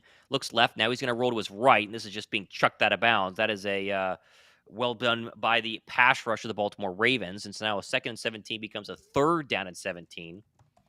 And it will be probably punt time coming very quickly for Philadelphia. I see someone just ask if Nakobe Dean dressed today. He did, but they've been playing the starting linebackers so far. You've seen Devin White and Zack Baun pretty much the entire time. So at this point, we haven't had a chance to go ahead and see Nakobe Dean.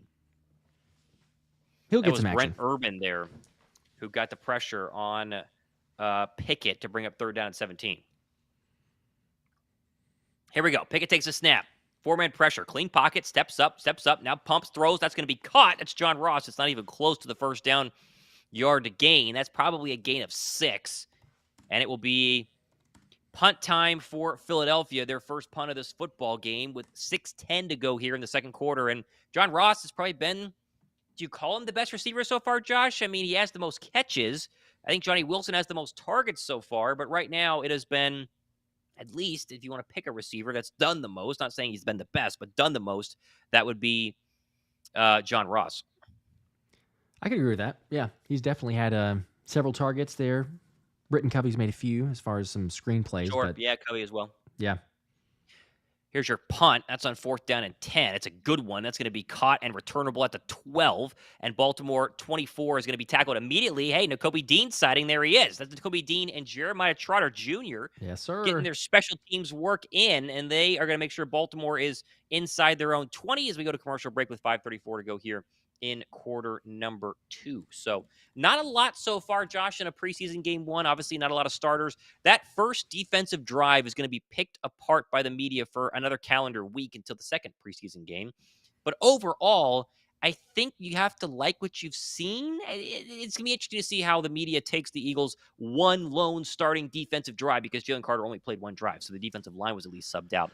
What do you think so far the narrative is going to go ahead and be? It's hard to say, because you're right. It's going to be looked at quite a bit. I think most everyone understands and knows, like, look, it's the first preseason game. It's the first legit game reps they're getting. They're tackling. There's a few things for sure that you didn't like in terms of, screenplays and missing an assignment, allowing them to get chunk yardage and stuff like that. But I wouldn't freak out. I would just say that, okay, there were definitely some instances where the linebackers were caught off sorts, or maybe it was supposed to be a switch with Q on one of them for sure. but it's not the end of the world. I think it's going to be fine. If we're looking at this, maybe some more reps that they get in the second game, or we hear about like joint practices and continued issues. Obviously, once we get to the regular season, but first preseason game, I'm just kind of thinking, look, they're getting everything thrown at them, or as much as possible, like Fangio said, because he wants to, throw the kitchen sink at them. And then they have recall later in the season where they can, Right. just kind of morph and adjust how they need to. But yeah, it's sure you would love for it to be, oh, hey, 3 and out, defense dominated, another 3 and out, defense dominated, but it is what it is. They're learning. I think that, as we've talked about a number of times, this team is built on the offense. So like, if you're going to win, you need your offense is going to carry you. The defense just needs to be good enough. And it might be a slower build for the defense early in the season, where it's like, okay, we're not great, but if towards the end of the season you're like, okay, now we're clicking and the guys know what they're doing and they're adjusting better.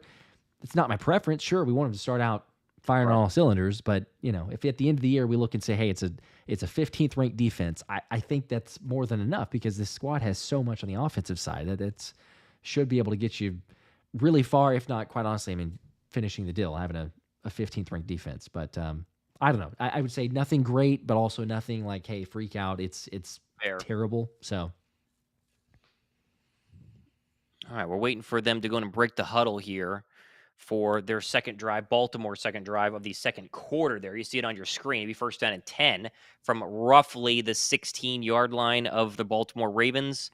I think that's where we're at. We'll see what starting defense or what defensive players are out here for this drive, as I believe you have a switch for linebacker. Yes, Nakobe Dean, Jeremiah Trotter Jr. are in right now, as it's going to still be Josh Johnson from his own 18. Takes the snap. Josh Johnson, 4-man pressure, steps up. He's hit, and that ball is going to be loose, but it's an incomplete pass. That's Nakobe Dean. You mentioned him earlier on a blitz, and a good play there by number 17. There you go. Who gets his first snap of the game, but there is a flag. We'll keep an eye on this. This could be roughing the passer.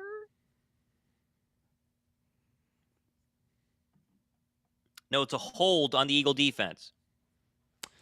I didn't hear who, though. I think it's Nolan. Okay, so Nolan Smith are your two pass rushers.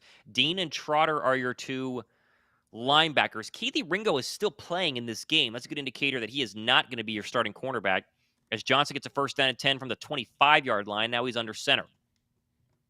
Johnson takes the snap. This is going to be a counter, right side. Decent hole for 4, but a good play there by, I think, James Bradberry at the safety position. Trotter Jr. and I think Booker as well ran in there, got the tackle. So a couple of Eagles to keep an eye on right now in this defensive set. Ringo, obviously, the edge rushers, and you got to throw James Bradberry and Jeremiah Trotter Jr. because Bradberry's been playing a lot of safety tonight. He's played exclusively at safety. And Trotter Jr. getting his first play at middle linebacker pretty early here in this football game with 4:57 to go second quarter. Second down and 7 now. Johnson in the gun, takes the snap. Here comes a blitz by Trotter Jr. Throw left. That's going to be incomplete. I don't think he caught this. They're going to call it a catch. Boy, Ryan pulled that off the ground if he did. Wow. Not a good throw as they blitzed the linebackers again. Nolan Smith in coverage, Josh. Yeah, maybe he did catch that. It's going to be close. It was a good blitz there from Jeremiah Trotter Jr. He got through really quickly to put pressure, but it was just such a quick drop and throw. I can't tell if they're going to challenge it. We have it a slowdown, as I think Clete Blakeman is running over to Nick Sirianni. Is Sirianni going to challenge this? I think he is. He's reaching for the flag in his pocket. He hasn't officially pulled it out yet. And he obviously threw it earlier because they have now challenged the play. So, slow the flow of the game down a little bit here. But didn't think he caught it, would have been my guess. I really don't think that he got close to catching that football. So, see what happens. Well, you got the new change this year. If you win your one of 2 challenges, you automatically get a third. So you not necessarily have to wait as much as you would have in the past. If you're like, let's just go ahead and use it. All right, I'm going to upload a couple more of these, so people are going to see some graphics coming up, but we're almost done on those.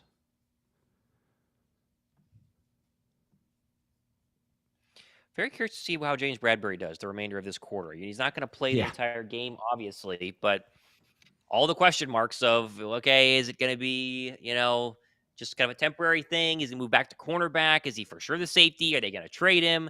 The answer seems to be he is for sure going to go ahead and be the safety, which, hey, take it for what it is, I guess. And I think they're saying that call stood. I think they're going to let that one go. So that's apparently what is going to be the case, and they're going to let the Ravens have that one. Okay.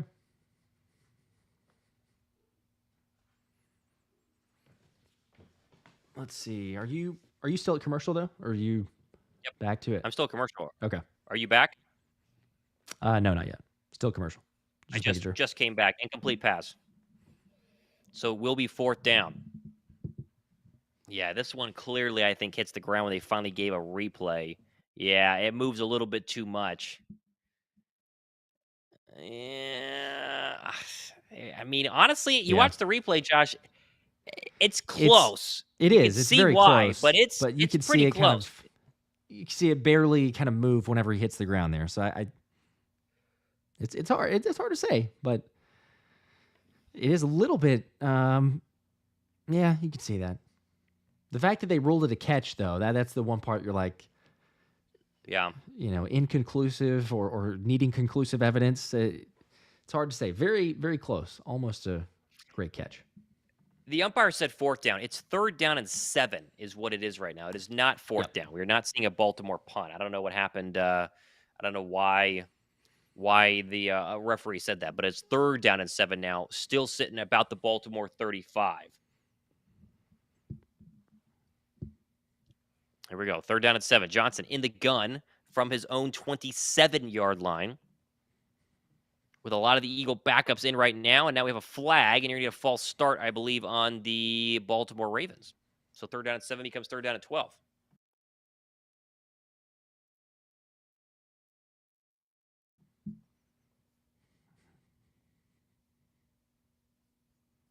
Oh, a neutral zone infraction. They got Morojomo of the offsides. Okay, there you go. Well, 3rd and 2, I guess. Play on 3rd down and 7. Yeah, make it a lot closer. I'm going to try and refresh. I think I got a little bit further behind. Okay, go for it. I can do the same thing, too. 3rd down and 2 now. Cross the Baltimore 34 up to the 34 and a half. Johnson motion across the formation in the gun. 8 to go in the play clock. 5 to go in the play clock. Takes the snap. 4-man pressure. Johnson rolls to his left. Now he steps up. He's going to run. He's hit, and that's going to be a good tackle in the open field. That's Jeremiah Trotter Jr. It's not a sack, but it will keep him. I don't think he got the 1st down. No. It'll be 4th down with the Baltimore Ravens, and there's Jeremiah Trotter Jr. What a play. Heck yeah. I mean, that's what you want to see, honestly. Like, those type of plays, open space. Really and it looks like the Baltimore Ravens are going to punt. 4:24 to go here in a 6-6 ball game. Philadelphia's lone score, a touchdown pass to Will Shipley with an extra point that went way left. And now the Ravens and Stout, their punter, are going to kick this one away as we dip below 4:10. Eagles come on a little pressure. They don't get close. And back to return this one is Britton Covey. He's going to catch it at his own 11-yard line. Take one step back. Now he goes 4. Makes a man miss to the 20. Covey spins out of another tackle. Still going. And there goes Britton Covey across the 25. And across the 35. He ran into his own man. And there's the leading punt returner of the National Football League last year, Britton Covey. Boy, he made some nice plays right there. Look at that. That's why he's probably going to make the roster. Yep, just continuing to make plays like that is certainly going to put him in that position. We'll just question marks early. Can he be able to get enough reps as far as a receiver? But it's plays like that combined with he's had some screen plays. I'd say fairly solid opportunity right now. If Ringo doesn't get in the way, Covey is probably still going. But, is what it is. Will Shipley back in as your lone running back. Covey, John Ross, and it looks like Johnny Wilson are your wide receivers for Kenny Pickett in the gun from his own 36. Pickett takes a snap. Play fake to Shipley. Across the middle. That is dropped by Albert O. I think that went right into the hands. Might have been a little thrown behind him. But there was a pretty darn simple RPO with the fake throw across the middle. The one Nick Foles basically won a Super Bowl on to Zach Ertz. It's incomplete. It'll be 2nd down and 10. Yeah, Cody English. Go ahead. Say he had a chance. You'd want to see him make that play, but I don't know. 3:52 to go here in the second quarter. Pickett in the gun with Shipley to his left from the Bird 36. Pickett takes a snap. Four-man pressure coming. Pickett standing, looking left, throwing left. That's going to be incomplete. That throw was basically out of bounds, throwing it to Alberto yet again. And you mentioned the name once. We'll mention it another 4 or 5 more times. Nate Wiggins, the 30th overall draft pick out of Clemson by the Baltimore Ravens. Great coverage there. He's been the MVP of this game for really either team. He's been fantastic. Kenny Pickett, though, just doesn't look like he has it right now.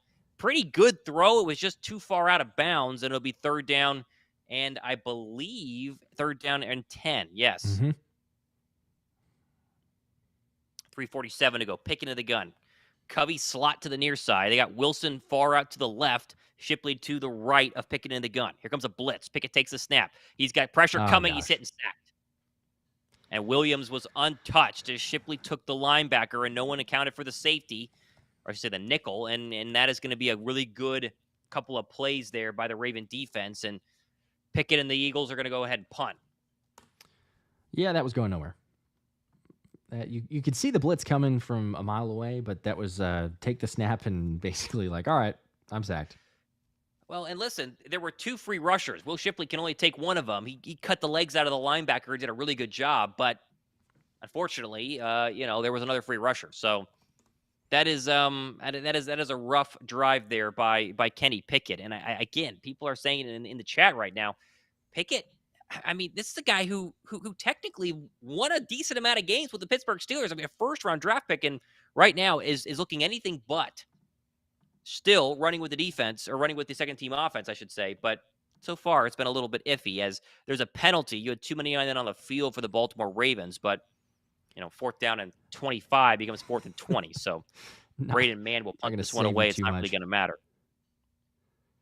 Snap. Mann gets it away. This one wobbling to the right side. It's going to go down to the 20 and get caught and running with it to the left, and then tackled immediately by Ben Van Sumeren. Puts Baltimore at about the 26-yard line. So for people wondering where Tanner McKee is going to play in the second half. I assume Pickett will play the remainder of this quarter if the Eagles get the football back. It's another key theme right now, is that as it currently stands, Philadelphia probably won't get the ball back with 2:46 to go here in quarter number 2. But we'll keep an eye on that as you get Josh Johnson again for this drive.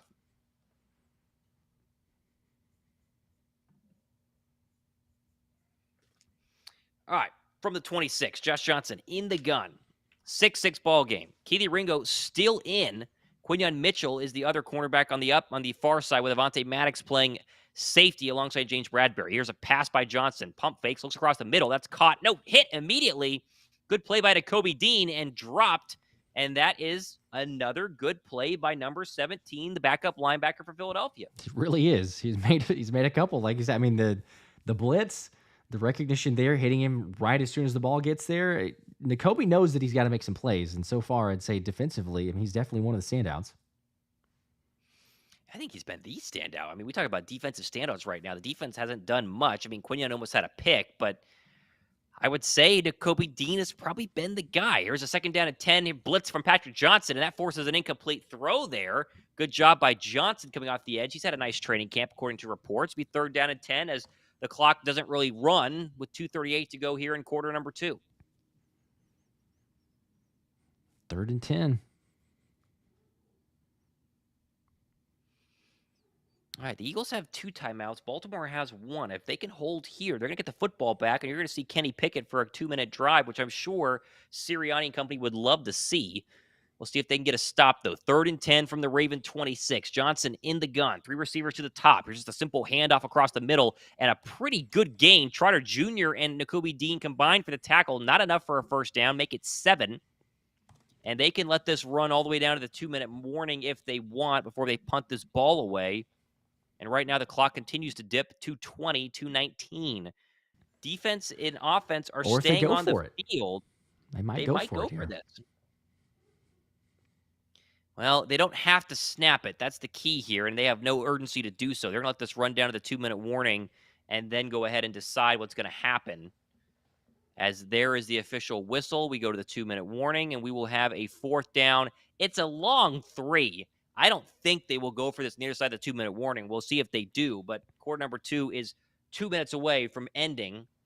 And like Ohanamin's family just said, super excited about Jeremiah Trotter Jr. So far, he's looked good. Cody English, he has not done the axe chop. I believe the axe chop would only come if he has a sack, and he's not had a sack yet. So let's just hold our horses on the axe chop. That has not happened yet. We'll see it eventually. It'll get there. In the meantime, that we're in a commercial break, let me get to these super chats because I apologize. In the middle of all the technical difficulties, I missed several. So just to make sure that you guys know, we did see them. It's just taking forever to get to those and catching back up. But Josh H, appreciate the 2, says Covey getting the first pass is weird, so you can tell how long ago that was. Josh H, appreciate you. Sorry. We got you. Yes, Covey getting the first pass. A little bit strange.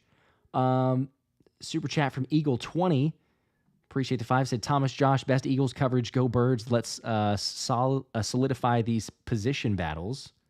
That's what we're doing Appreciate here. That. Seeing Nakobe Dean, what he's doing here. Also, Jacob Jackson, appreciate the 5. Said first time, long time. Watch you both every day while I'm working. It's my first season having my daughter here. Big thanks to you guys. Go Birds. Heck yeah. Go Birds. Appreciate that. That's awesome. Appreciate that. First season have your daughter here too. That's good luck. Should be for the season. And also Christian Navarez, appreciate the 5, says, what game will you guys be at this year? Also, how do y'all feel about the Phillies for the rest of the season? It's a good question. Which game are we going to be going to? And Phillies. I don't know yet. I don't know either. Yeah, we've talked about it. We've said Jacksonville as a possibility, although like scheduling wise, I don't know. It's actually close to my daughter's birthday, so the more that we've considered, that might not as much. The Dallas game seems in Dallas, it seems pretty reasonable. But we have not confirmed. We've not purchased tickets yet. But we'll let you guys know. We've said that before. Live streams, shows, like we'll post it several different times. So once we do know officially, and as soon as we know, we'll do that because I know people are also Speaking of tickets, planning. Once I get to 60,000 subs, which we are 2,700 away, I have 2 tickets to the Eagles Monday Night Home Opener, the Nick Foles retirement game now. Yeah. When we get to 60K. So you haven't subbed yet, you want to get in on the action. That is going to be your ticket. My stream has frozen, Josh, so take over here. Okay. Until I get it back in case they run a play, which, I think I'll have it back shortly. Let me know if they run a play. Oh, I'm back. I'm back right now. Okay, I was going to say, they hadn't done anything yet, but I'm seeing they've lined up a punt. I'm getting the punter right now. They're giving me an up close of the punter. Yep. Okay. Looks like they will punt. 4th and 3. Here comes the punt, and looks like you're going to get a 2-minute drive from Kenny Pickett. It's a good one. This is going to be it's a nice Smith catching it out of bounds and running across the 20. And you're going to get a 2-minute drive, from what should be Kenny Pickett. I would assume that the offense and the offensive coordinator, Kellen Moore, wants to see Kenny Pickett go ahead and run a 2-minute drive here. Good situation for this. 2 timeouts. You got plenty of time to go ahead and figure this one out, and we're going to see what happens. They're showing you Nate Wiggins highlights right now, as Nate Wiggins has been the MVP of this football game. He's been very good so far, as he is their 30th overall draft pick. He's probably done playing for the night. We'll see what happens, but he's been really good and putting the clamps on a lot of the equal receivers. He's still out there.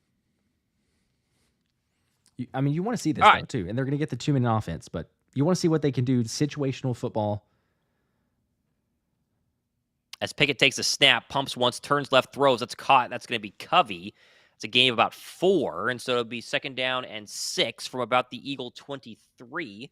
Of course, you can track with us down below as you watch the little Eagle below us. Covey's had a good night. I think he's making the roster. Seems pretty secure. They gave him officially 5 there. 1:30 to go. They don't burn a timeout. Here comes a quick snap to Kenny Pickett. Looks across the middle, pump fakes, steps up, fires. That's going to be caught again by Britton Covey across the 30 for a 1st down. And that's your first down of the drive. We'll see what they do in terms of those 2 timeouts. Haven't used one yet, and they're going to hurry to the line here with 1:18 to go in a 6-6 ball game. He's making the roster. There's no doubt. Pickett in the gun. 3 receivers to the right. Takes the snap. Pressure coming to the left side. Pickett steps up. Looks left. Throws. That's incomplete. John Ross fell down, and there's a flag. And that's going to be pass interference on the Baltimore Ravens.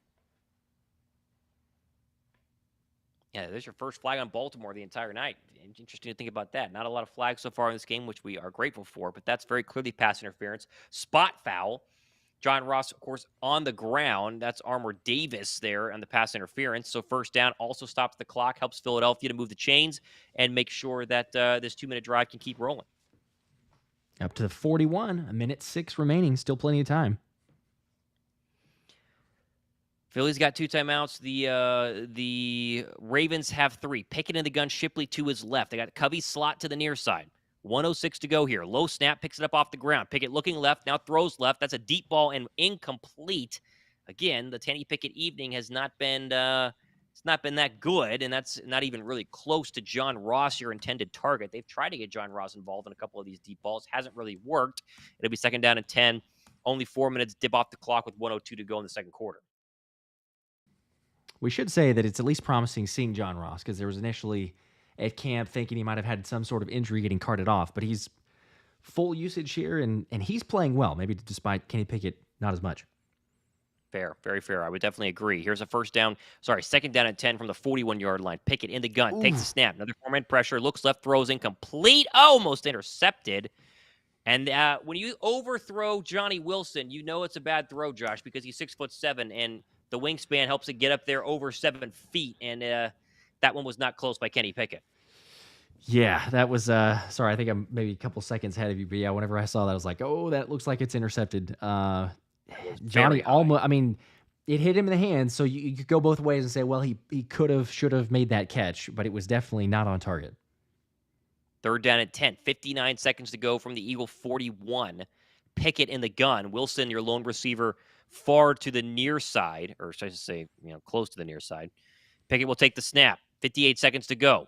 Pocket collapsing, rolling to his left, still looking downfield, still rolling, stops, throws. That's caught. Alberto falling out of bounds. He will not have a first down. He's about 4 yards short. That will stop the clock with 51 seconds to go here, and it'll be 4th down, and I think a long 3, maybe 4. Let's see what happens right now. If they go for this, I assume I say you go for it. Might as well. And the offense will stay. Okay, they will. So the ball's at the 47-yard line. The yard to gain is the 49 of Baltimore. So it's a 4-yard, 4th down and 4 sort of situation. 51 seconds left. It's preseason. Winnings and losses don't really matter. Let's see what they come up with here, as they're going to bunch two receivers to the near side and 1 to the far side. 4th and 4. Pickett in the gun. Shipley to his left, and they're going to go ahead and burn a timeout here as the play clock wound down, and they use their 2nd of 3 timeouts. There we go. Sloppy Joe says, think Pickett can be trade bait for a quarterback-needy team? I don't know if I do it based off this performance, but, there's always there's always next week, as they say. That's true. Finally got the graphic opportunity to work, so there's your timeout, and Eagles down to 1. There's your timeout. That looks good. Baltimore still obviously has all 3. You see that on your screen. And they're still going to line up to go for this, so we're going to keep an eye on this right here.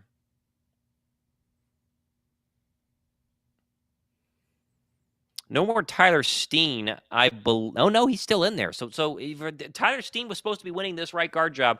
He is very clearly not winning this right guard job if he is still playing into the second quarter with the 2s. So that is worth noting here. As they will go, 4th down and 4. Pickett in the gun with Shipley to his left. They're going to put Covey, slot to the near side. Now they motion Wilson across the formation. Albert O also getting reps as the tight end to the near side. 51 seconds to go in the second quarter. Pickett. Now he motions Britton Covey across the formation. More pre-snap motion. That's fun to see here in Philadelphia. Now he calls for the football. Trying to go hard count as the clock dips below 3, 2, and they are not going to snap this. They are very clearly going to punt this football, and now they're going to use their final timeout. We get the timeout graphic to go again, and yeah, I guess that was all for nothing. Yeah, I think they're. What are they? I guess they're taking the penalty technically, but either way, like, it's a preseason game. For me, I'm like, well, just go for it, right? Like, you just might as well. Treat it situationally as a end of game situation. You got to go the full length of the field, at least get 3 points to win. I understand, like, cool, if you don't get it, yeah, Baltimore can go and win, but oh well, it's the punt. Braden Mann in a punt. This is punt number 2 on the night so far, and so 51 seconds left. Snap. This one is away, and standing way back at the 20. Now it takes a really good fair bounce down to the 10, slips and falls, and a tackle there by, I believe it's Will Shipley there as your gunner, or not a gunner. I think he was the up man, and that's a good play, and I believe you're going to see a couple of runs from Baltimore because they are way back at their own 11-yard line. Yeah, no sense to get anybody injured or try anything unusual. Although it is Jarn Harbaugh, so he might go, hey, we've got 3 timeouts. We're trying to get that streak started again. They had the 24 exhibition game win streak, so it's not impossible. Good point. Very, very good point. Here we go. 1st down and 10. Shotgun formation, 42 seconds left. Baltimore does have ball 4 timeouts. They're going to play fake. They're going to throw. Johnson in pressure. Jalen Hunt chasing. Steps up, throws left. That's going to be dropped. He was wide open. And that is going to be an incomplete pass as Wade had a really, really good look there for a 15-yard gain at least. Good pressure by Jalen Hunt up the middle. He's looked like a natural so far tonight. He's one of my early defensive winners. This is just a solid drop by Wade. And what would have been a big gain there for the Baltimore Ravens as Avonte Maddox lays the hit on him. As I got to see who the other safety was in that situation. 2nd down and 10 now, 35 seconds to go. Johnson in the gun. Let's see if they're going to throw it again. Takes the snap. They are going to throw. Steps up, looks left. That's a deep ball, and that's going to be incomplete. Good play there by Kelee Ringo to break that one up as Ringo's played a lot. McCollum has been the safety on this drive, I believe, if I saw that right. That's a good play there. Yep. As Ringo, again, getting plenty of reps on this side, and he kind of had a chance. You love to see him challenging that, too. And then going back to your point on the other play, Jalen Hunt getting the pressure. You know, you mentioned a guy, Houston Christian, coming in, being able to put some pressure on the QB. That's always a positive. At the same time, I mean, Nolan Smith's still playing this football game. Haven't heard his name nearly as much. Here's a run on 3rd down and 10 from the pistol. Nolan Smith got close to the tackle there, but didn't make it. I believe that would be Jalen Hunt and Nakobe Dean. So you're starting to hear names being called multiple times right now. And those names are Jalen Hunt and Nakobe Dean for the Eagles' second-team defense. So looks like Baltimore has called a timeout to stop the clock. I do not know why with 24 seconds left. I think it was Philly, wasn't it? I think it was. Okay. Then it was Philly. All right. So we get an Eagle timeout. They're going to try to get this football back. There you go. You're assuming that Philadelphia is going to try to go get to field goal range as they send their punter out. That's okay. All right. Out of timeouts. 26 seconds left. Trying to win this first half, baby. 4th down and 7. Back to return the punt is Anais Smith. Very quiet so far during his preseason. My guess is you'll see some reps with the offense here to start the 3rd quarter. As there goes the timeout graphic. That looks fantastic. Philly out of timeouts here, and here comes the punt.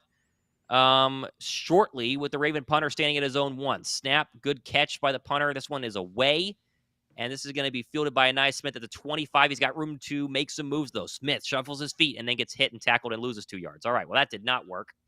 That was much to do about nothing, I would say. And if you're wondering how to watch the show, I'm seeing people are asking that in the chat. NFL Plus is the way to do that. You got to pay for it, though, so up to you.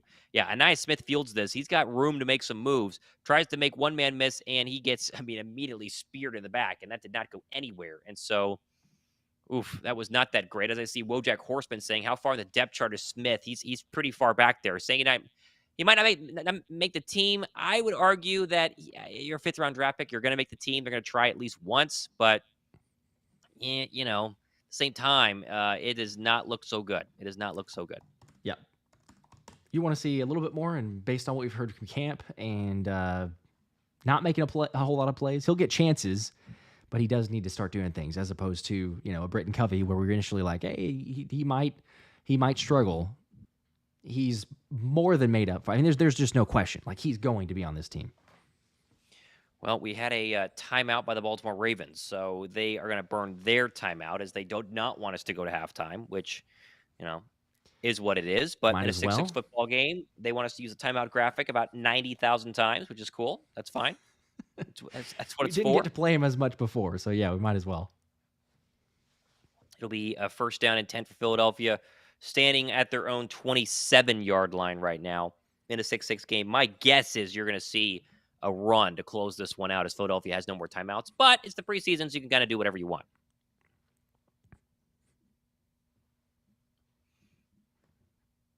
All right, here we go. Pickett in the gun, takes the snap. He's going to throw. Steps up in the pocket. Still looking, hit and sacked. Okay. As I think I've seen enough of Kenny Pickett, and that is how the first half is going to end for the Philadelphia Eagles. There you go. Halftime. Oh, not really many places to go, but yeah, the fact that it's like, all right, a sack. Not great. Definitely not great. Yeah, that's a covered sack. There was nobody open, as your offensive line can only hold up so far, but at the same time, been a little iffy, and we officially march to halftime now in Baltimore in a 6-6 ball game. So, that's barn burner. As you would expect, we got one. A low-scoring preseason game, Josh. I hope you took the under, whatever the under was. I bet it was like 23.5 was probably the over-under. I believe it was like 36, which felt even a little bit high. Wow. So yeah, I did not. That was not a bet that I went with, but hopefully there are people that did that, because I had the thought as I was looking at it, say the same thing of going, preseason game, I'm not sure. You might get some scoring, but it feels like not. 6-6 though. Got a super chat here from Josh H. Appreciate it, Josh. Says, not impressed by the second team offense. Defense has held the game to a tie so far. Not mad. I agree. So I agree. Which is really, considering, how it started, it was a little bit different. We had the defense get picked apart on the first 2-ish drives, I guess, and then they started to play a little better.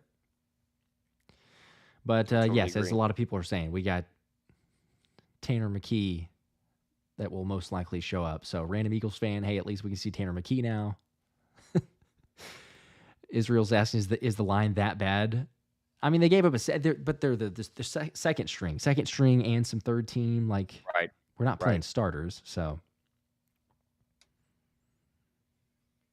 Let's see if I can switch my headphones. I think mine are Ben, slowly dying. Come on, I'm just not going to live this down, which is, I guess, fair. But Ben's comment, he's guys, I'm hearing Tanner McKee is injured. He was listening to the stream when that mic incident happened and is now deaf. He might have. Well, I don't know what he's doing listening to our stream. We appreciate it, but I don't know what he's doing listening to our stream. Those of you that are deaf, I'll make it up to you somehow. Appreciate the support, Ben. That's funny.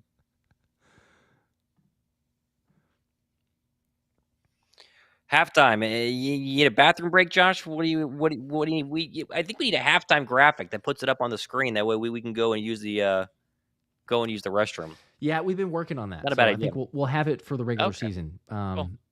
And I think there's a few others as well that we should have. I didn't get to play the breed of one, and we won't because Jalen is not playing. But I'll go ahead and throw that one up for people. There's the guy, the man, the legend himself, Jalen Hurts, who celebrated a birthday. Like that. So congrats to Jalen.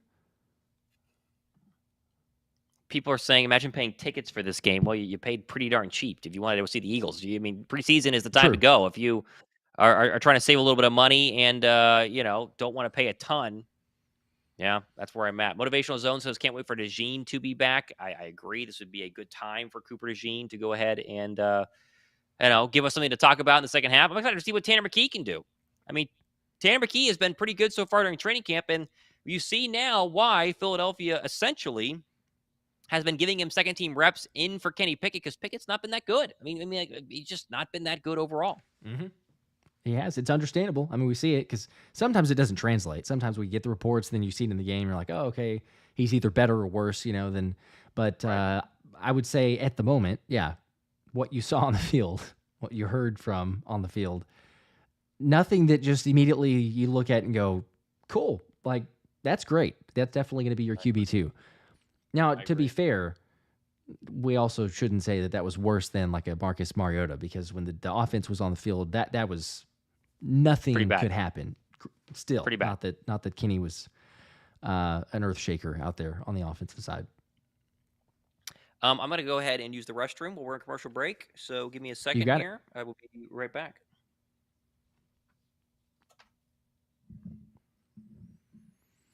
Biss got, there you go, the under 30 at plus 420. I like that. See, I should have gotten in on that. Instead, I put the Lou Nichols over 20 and a half rushing and receiving yards, and then Brandon Marsh over 1.5 hits, RBIs, runs. It's the Philly double. Shout out to my guy Jordan. Ben G.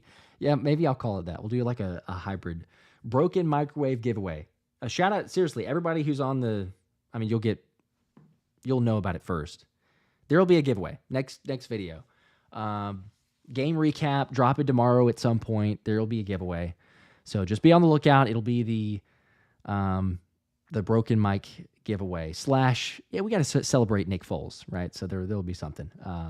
But to those that are having to go get their ears checked out or go, hopefully it wasn't to the extreme, but Alex saying he wasn't someone in the other room was watching and he's still deaf. Maybe so. Nate, yeah, that's a good point. Covey, Shipley, and Ringo. Can't hate that. They're showing out. That's without a doubt.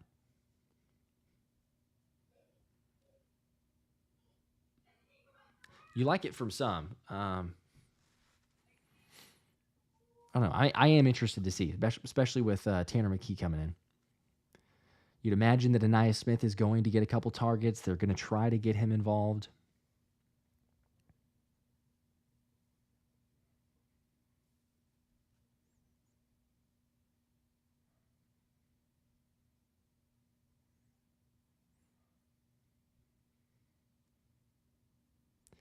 Leon, I'm seeing your comment here just now. Quick first half recap.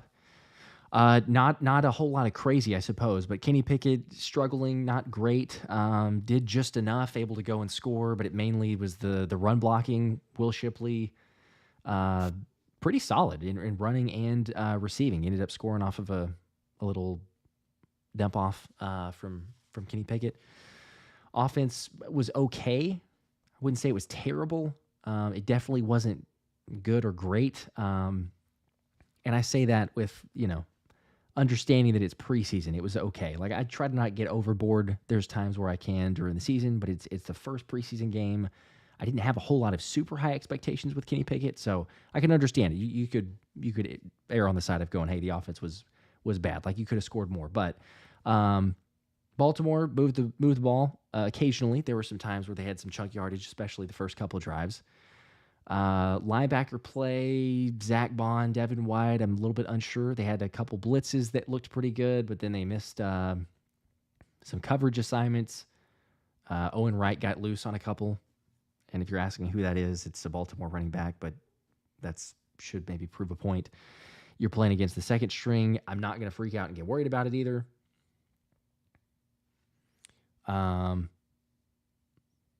Let's see, what else? Kelee Ringo made a few plays.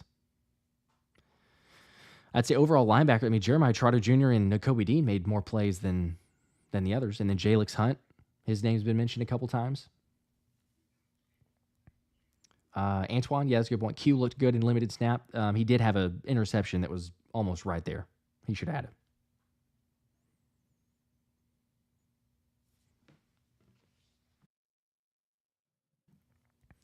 But like I said, shout out to you guys.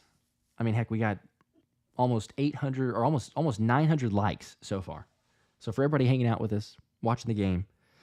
Total yards, 135 for the Eagles, 109 for Baltimore, 12 first down for the Eagles, and 6 for Baltimore. Time of possession was 20 minutes for Philly and only 10 minutes for Baltimore. Yet we have a 6-6 game. Jake Elliott missed an extra point attempt. So if you're trying to do the math on why the touchdown, but yet not having 7, he missed the extra point.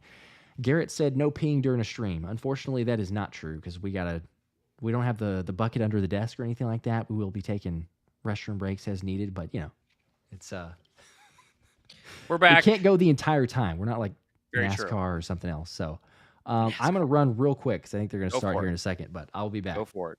Yep, I gotcha. Welcome back. Hopefully everyone has been enjoying the show here. As yes, they're going to be getting ready to go here very shortly.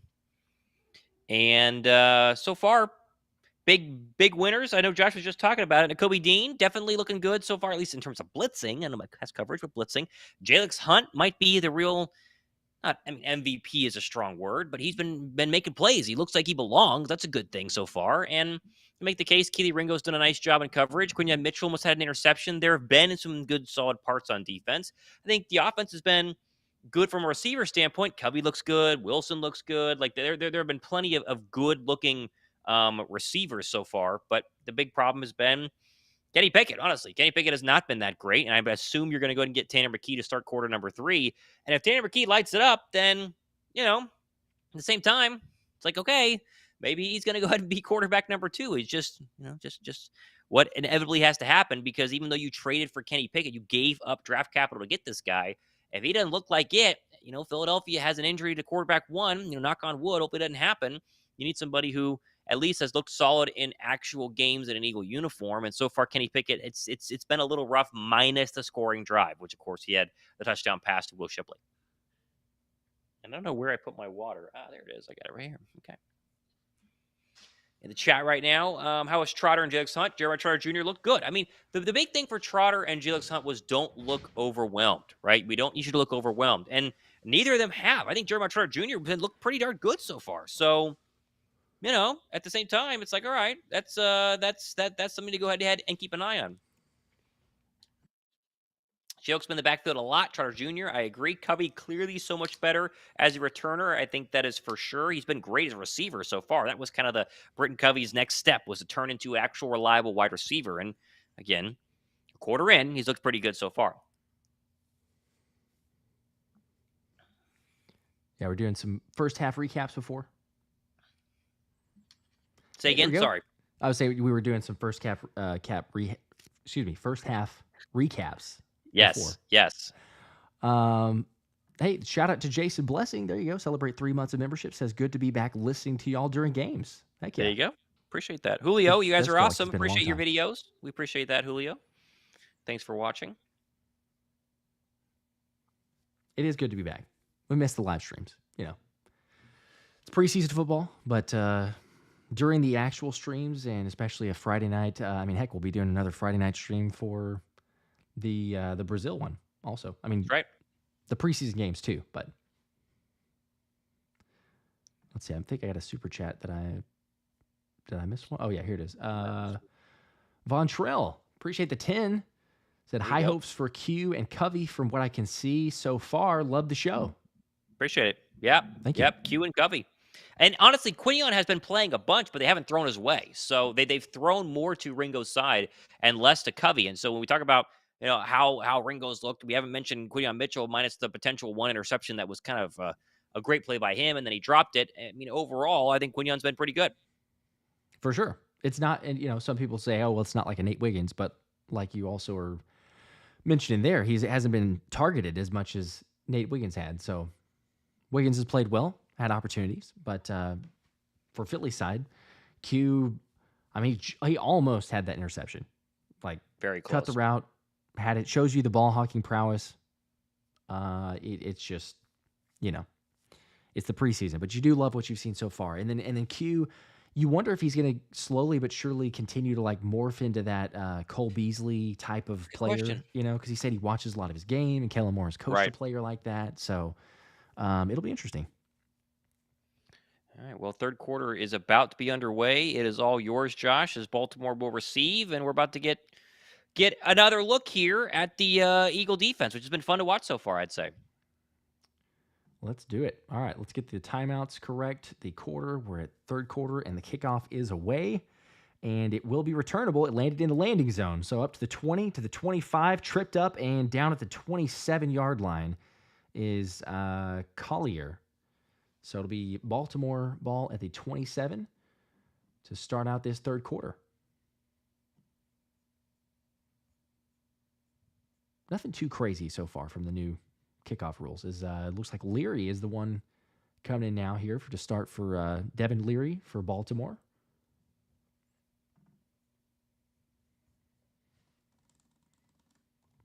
All right, 1st and 10 from the 27. Leary under center. Looks like Jalix Hunt is still there. Nolan Smith. Can't tell some of the interior guys, but some of their Nolan Smith, good tackle off a run to the left side, gain of about 2 yards, and Nolan brings him down. So we hadn't called his name much at all in the first half, but does make a good run stop there. That it was a tweet I sent out during halftime. Was we've said Jalen Hunt's name more than Nolan Smith, and they played the exact same amount of snaps, if not more, for Nolan Smith, which is an interesting thing. So, do with that as you will. But James Bradberry also still out there right now. Okay, so playing some of the guys out there a little bit more, and some of them off the field. Interior looks like Marlon Tuipulotu and Moro Jomo, I believe. Now fake handoff, Leary left side, complete and hit immediately, blown up by Nolan Smith again, and Tristan McCollum. That is, looks like, I don't think a gain of anything there except for just a headache. I couldn't tell who actually caught that for Baltimore. That was a big hit. Well, but back-to-back Nolan Smith plays. So, halftime finishes and out trots Nolan Smith after being on Twitter and reading that we said Jalen Hunt's name more, and now he's making some plays. So we'll take it. And if you're a fan of the show or an OG from a while, you know that every time Thomas calls someone out at halftime, they show back up in the second half. So we just continue to do the same thing. 3rd and 9 after a loss of 1, actually. So Leary in the gun takes the snap, 4-man pressure, looking to his left side. He's going to fire left side and throw it towards, looks like nobody. Incomplete. I'm not going to say Nolan Smith caused that throw to be a little early, but he bent around the edge pretty well. We'll take it as it is. All right. Josh, go ahead and refresh. I think you fell a little behind because they're not going to get to the punt. I will cover as you refresh. That's been our way to go ahead and sync up here. We appreciate over 1,500 concurrent between both streams, which is great. We appreciate you guys watching us right now as the punt is about to happen. There's your snap, 13:36 to go. There we go. And if you got it linked up, away. You're good. And left side shorter punt takes a bad bounce for Baltimore all the way back to the Philly 40. So Eagles will get the ball at the 40-yard line for first possession here, which we assume is Tanner McKee. We're watching to just absolutely verify, but I'm pumped. I don't know about you. I'm pumped to see if it's Tanner McKee. Let's go. Everybody is. Heck yeah. Especially after that half from, Pickett didn't do himself any favors, but after that half, yes, it's like, all right, let's get Tanner out there. You almost feel bad for Kenny Pickett because, again, vanilla offense. You're obviously working with the second teamers. And Eagle fans were waiting for an excuse to fall in love with Tanner McKee. Like, he's very clearly a fan favorite right now. And that first half was not anything special. It's still Kenny Pickett, by the way. Wow, it is. Okay. In the gun. And fake handoff to Nichols. Looks left side's going to keep it and not anywhere to go. Immediately sniffed out by the Baltimore defense. Maybe back to the line of scrimmage. I think that was a read option with Kenny Pickett, who does have wheels. Yeah. And he's not a slow quarterback. But at the same time, again, we are waiting for a nice Kenny Pickett to start to kind of come alive right now. Not been the case. I wouldn't mind if you just hand that one off. I know hindsight's 20/20, and I'm not there being the one to make decisions. But armchair quarterback, he feels like he could have just given the ball off. Let's see, 2nd and they'll say 9. They'll give him a yard. So 2nd and 9. Pickett in the gun. Nichols to his left. It's going to be handoff. It is to the right side now. Cuts up and a gain of about 5 yards. So should have a 3rd and 5 coming up. There you go. From the Philly 45.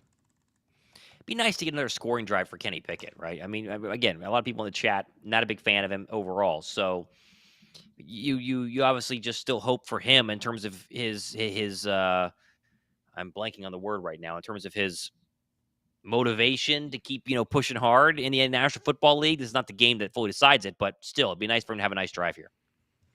A little motion from Covey to the left side. Pickett takes the snap. Now going to go right. Dumps it off to Nichols. Tries to break a tackle, but the play for Baltimore, the guy for Baltimore who just keeps showing up, Nate Wiggins, tackle in space, going to force a punt. He's been phenomenal.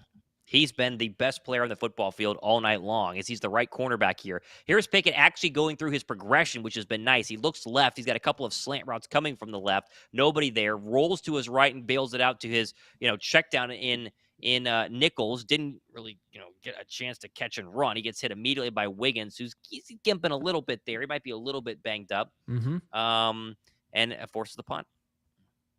That's true. Holding his right arm kind of lower. He's hopefully okay, but might be a little bit banged up after that tackle. Punt here from the Eagles now is going to be a high booming punt to the 10-yard line. Will bounce there and be touched. Good one. That's a good punt. Nice. Zach McPherson, friend of the show at the 10. Got to like that. 10-yard line. Okay. Baltimore will come back out. Not great field position, and curious to see, will we continue to get Nolan Smith and Jalen Hunt, or are we going to get some other backups? That's a good question. Good question. I mean, I so don't mind far, seeing James some more Bradberry, reps. I don't either. And again, James Bradberry getting a ton of reps right now at safety. I believe Kelee Ringo and Quinton Mitchell are going to come out for at least one more possession. You'd figure still a lot of time left in this football game. I mean, you only have so many people on the roster, and so the idea of just going with the backups right now is it seems a little bit early, but we'll see what happens whenever they come out to start this drive. Shout out to Anthony DeBona, actually, who said that he's noticing Tyler Steen is still out there, so on the last offensive possession, and still favoring his ankle. So the fact that he's playing Very reps interesting. and favoring his ankle kind of says all that you need. I mean, you figured with the Mekhi Becton, Tyler Steen, but he probably doesn't want to lose any more time. And you wonder if he went to the staff going like, look, I know that maybe there's some time, but I'm ready to get back out there. I can play through this because he's trying to keep or win that job. But yeah, interesting to see the fact that he's out there and favoring the ankle. Let's see. I Shine, appreciate the 5. I missed it from earlier because we had the drive going on, getting ready for the second half. But said, sup, fellas. Trot and Dean looked nice together. Devin White looks good too. Baun equals meh. So, Hard to say. Hard to say on Zack Baun and Devin White. I didn't really see enough to be like, okay, they looked really good or they looked really bad, in my opinion. But yeah, right now, we didn't get many snaps. Trotter and Dean, sure. Trotter and Dean look pretty good. Yeah, I mean, I'm a big fan of Zack Baun, so I'm gonna, try to look at it optimistic, but I also can't deny that if you're gonna compare so far, Trotter and Dean have gotten a lot more snaps, so that's also the counter argument. But they've been productive. They've been showing some things. Devin White and Baun had some mix up on a few plays. It was only 2 drives, I believe, for them out there, so not much to see in that side. But I don't know. There's going to be competition, I'd say, so far from what we've seen. It's only done more to maybe close the gap. It doesn't feel like Devin White's job is up for grabs by any means. No. But Baun and Nakobe or Trotter, yeah, I'd say it's very close. All right, we'll see what this next drive looks like. Again, when, because the backups have been rolling for a while now. When do you pull them out? That's going to be the big question here. And when will you get Tanner McKee out? Obviously, they're going to be on defense, so not just yet, but I see a lot of people asking for Tanner McKee. McKee comes in and gives you a big letdown. People are going to be very upset. But if Tanner McKee comes in and looks anywhere near better than Kenny Pickett, then, that's going to be the narrative coming out of this game. I really believe it. People are waiting for it, so it wouldn't be surprising. But yeah, all it'll take is, I mean, he doesn't even have to do anything crazy at this point from what we've seen. It's just like a solid drive, like, oh, hey, that was pretty good. We'll see. Baltimore, the possession now, though, takes a snap, the 10-yard line, handoff to Ali up the middle, and plunges forward for maybe 2 or 3 yards. Looks like Moro Ajomo, I believe, was on the tackle. Jeremiah Trotter Jr. again filled that hole pretty well. Again, we're just saying, him and Dean out there looking pretty good as your backup linebackers.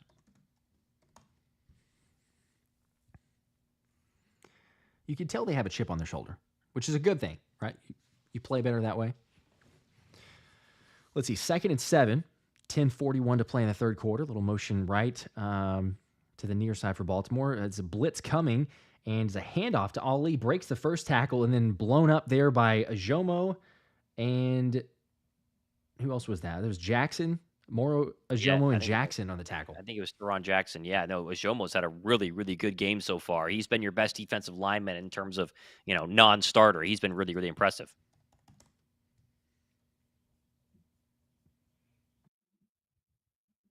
So try to update the ticker here. Trying to keep it up to date with, the best I can on yardage. It might be off a few yards here or there. But 3rd and 4, Leary takes the snap, left side. It's, oh my gosh, almost interception, but it's batted down. And I could not tell who that was at the line. Either. No, they're worried about Nate Wiggins right now. That's where the camera keeps going because Wiggins has left the field. He was injured on that previous drive, but that is something to go ahead and definitely keep an eye on. Oh, man. I hate to see that. Man, hopefully he's okay. Never like to see any injuries, but, man, with how he started this game. 4th and 4, so they will punt. It's a high, really deep punt. Great punt. Caught at the 20-yard line. Aniyah Smith Tries to make a guy miss and hit immediately, dropped at the 26. So not much return there. We off go to commercial break. Go ahead and refresh your stream again, Josh. About to play behind, and we'll get synced back up here for the next drive for the offense. If you still get Tanner McKee, if you still get Kenny Pickett or Tanner McKee, that'll be the question here. Very exciting. You'd have to think that they're gonna. I mean, I don't know. I would assume that it's McKee time, but I thought it would have been, coming out of halftime, you'd say, "Hey, you're done," or to Pickett, "You're done," and then you bring out McKee. Maybe not. Mason saying, let's see, I saw that comment earlier. Mason. Anaya Smith. Anaya Smith is most likely getting cut. He's a liability.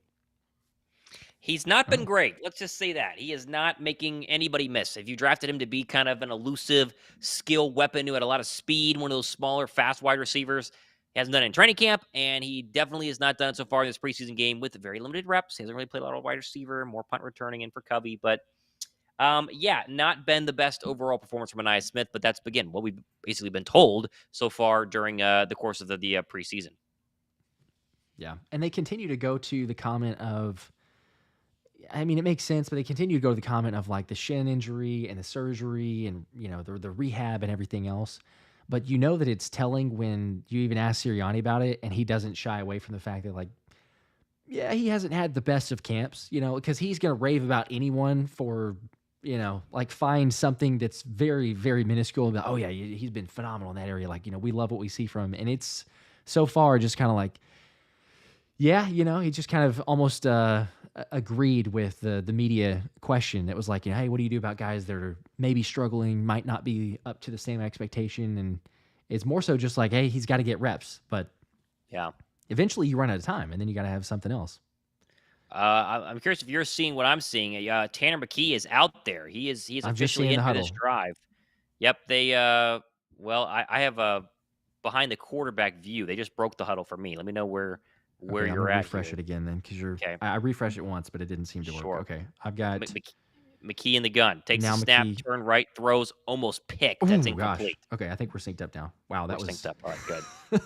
Talk about a start that we did not want to see. If he had taken that back, that would have been like, okay, well, there you go. Can you imagine? Let's bring back out Pickett. I mean, this is just the right defensive call. You get lucky with sort of what's supposed to be a quick screen to the right, but they're calling a nickel blitz from the right, and Worley is basically running at the quarterback in his throwing lane, and so, stuff happens.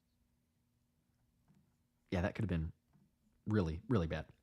But it's just incompletion. So 2nd and 10 at the 26-yard line. McKee takes the snap. It's going to be handoff up the middle. Cuts Tyrion Davis-Price. Makes the guy miss. And left side. First time I believe that we've seen him there. And a gain of about 6 or 7 yards. That looked pretty solid. Davis-Price is obviously battling Nichols for kind of that 4th running back spot, which is going to be a practice squad spot. They won't carry 4 on game day. And again, Nichols getting the look early in this game, and now it should be Tyrion Davis-Price the remainder, you would assume, and good opening run there for a 3rd down and 3. Make sure and change that. 3rd and 3. McKee in the gun. Takes a snap, a little bit of pressure, left side, strike, complete, first down. And that was, who was that? Jacob Harris. There you go, Jacob Harris for a gain of about 7. We said his name. There you go. All right, McKee, moves the chains. We'll take that. As you got all backups in right now for Philadelphia. I'm trying to see what receivers they're rolling out there. I believe Johnny Wilson, his night is officially done. I think you're going to see no longer Will Shipley. I think it's Ross. Is that who's at the top? It's hard to. It might be Anaya Smith. I think that's Ngata. Oh, Ngata. Okay. Very hard to tell from the angle they're giving us, but snap, another Ty Davis-Price run, cuts it back a little, cut to the middle, and a gain of about 5 yards. You like what you've seen so far from him? A couple runs. So far, so good. Positive runs. Backup offensive line, go ahead and making some openings. Cedric, the starters did not start the game. No, the reporters told us they were, and then they scrapped that idea, and so no offensive starters. There were some defensive guys, though. There you go. 2nd and 5, 7:55 to play in the 3rd quarter. McKee takes the snap, another TDP run, cuts another way. It's almost the same thing. He takes an initial move to the left, makes one cut to the right, back in the hole, and gains about another 5. I think that was a first down. Yeah, there you go. We'll take that for another first down. 7:33 to go here, third quarter, in what is still a 6-6 ball game.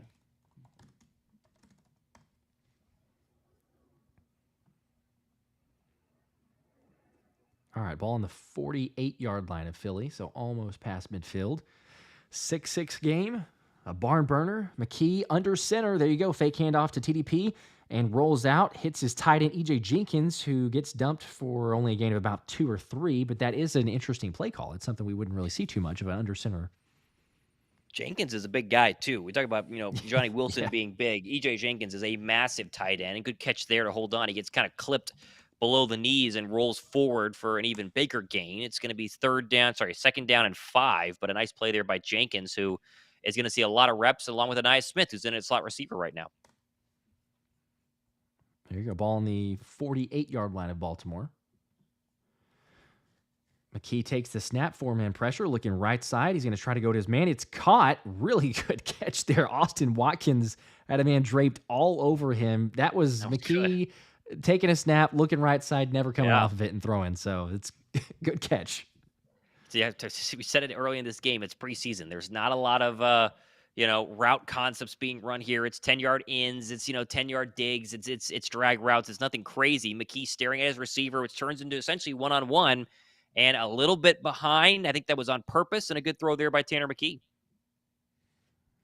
All right, so 6 minutes left in the third quarter. Brings up a 3rd and 1. Ball on the 42-yard line. A little looked like a fake handoff, kind of a busted play there, and McKee just throws it out of bounds to Big Dom, who drops the pass. Dropped it. He almost had it there for a second. He's getting some hell from Jalen Carter on the sideline. That was funny. Yeah, he threw it right to Big Dom, and the hands were not there. The catch.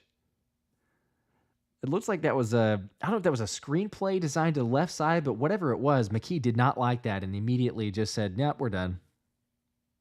Looks like they're going to go for it on 4th down and 1, though. Okay. From the Raven 43.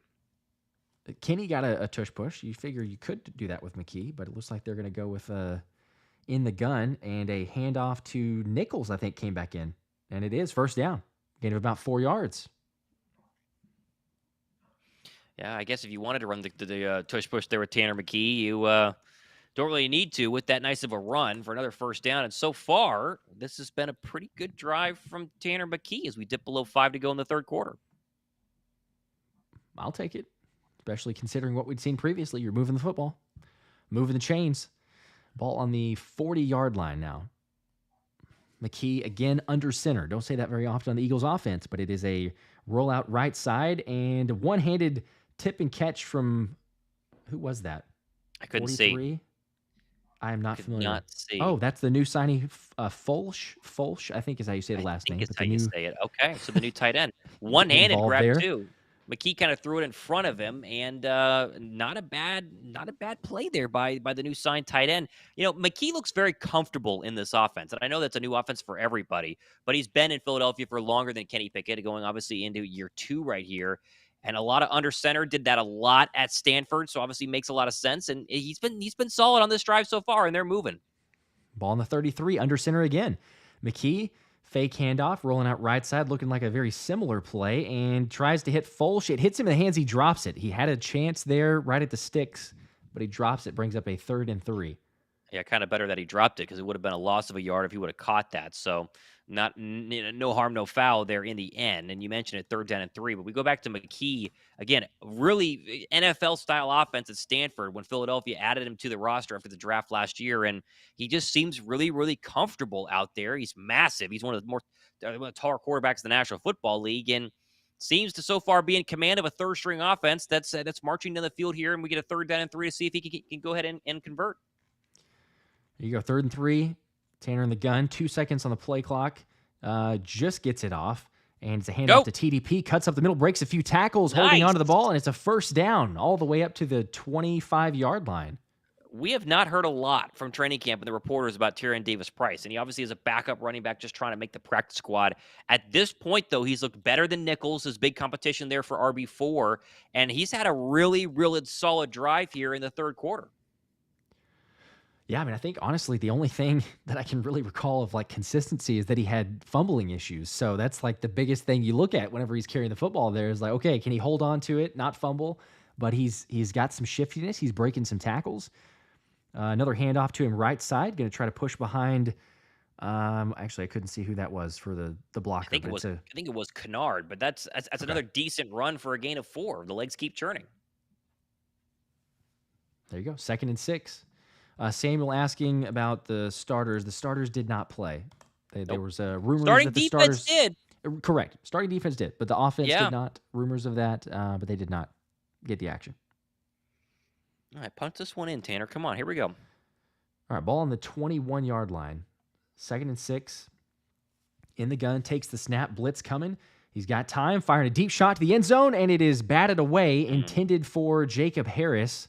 And really good coverage, a little physical there, but no flag, incomplete. 3rd and 6.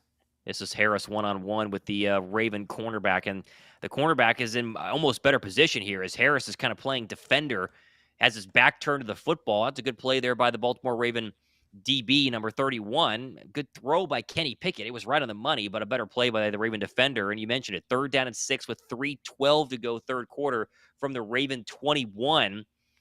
You know, come on, let's get it in the end zone instead of a field goal. Lou Nichols is back in. Looks like they're using him as a 3rd down back. Takes the snap. McKee looking right side. Has a man complete. 1st down. Oh! Jacob Harris gets popped. There's a flag on the play. Gosh. Oh, my gosh. That's a 1st down. That's definitely going to be...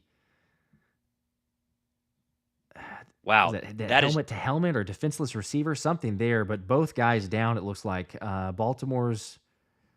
Oh my gosh. That was Jacob Harris running at full speed, getting hit, and immediately stopping like he ran into a brick wall. And it looks like the Raven got the blunt of the hit there, and he's down on the field. Yeah, they obviously threw the flag for a helmet-to-helmet hit. They're going to throw that every day of the week. But now the question is, how injured is this Baltimore Raven defender? There's the flag. They officially throw it and accept it. So it'll be 1st down and goal for Philadelphia. Credit to Jacob Harris just to hold on to that ball.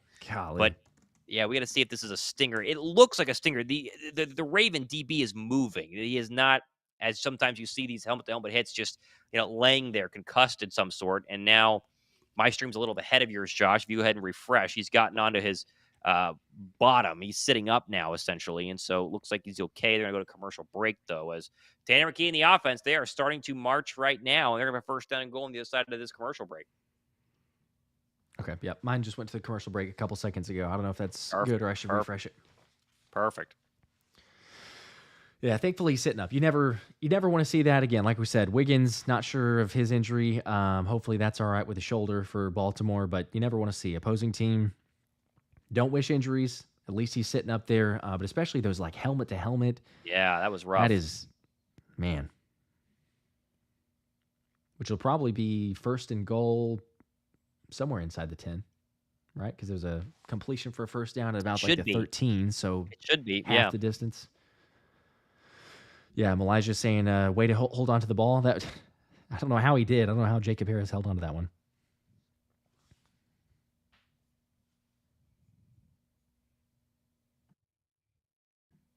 Yeah, Ken saying McKee looking good. I mean, he's made some better throws so far. It's been limited action, but if we're doing it compared to Kenny Pickett, he's made a couple throws. He's put him on the money.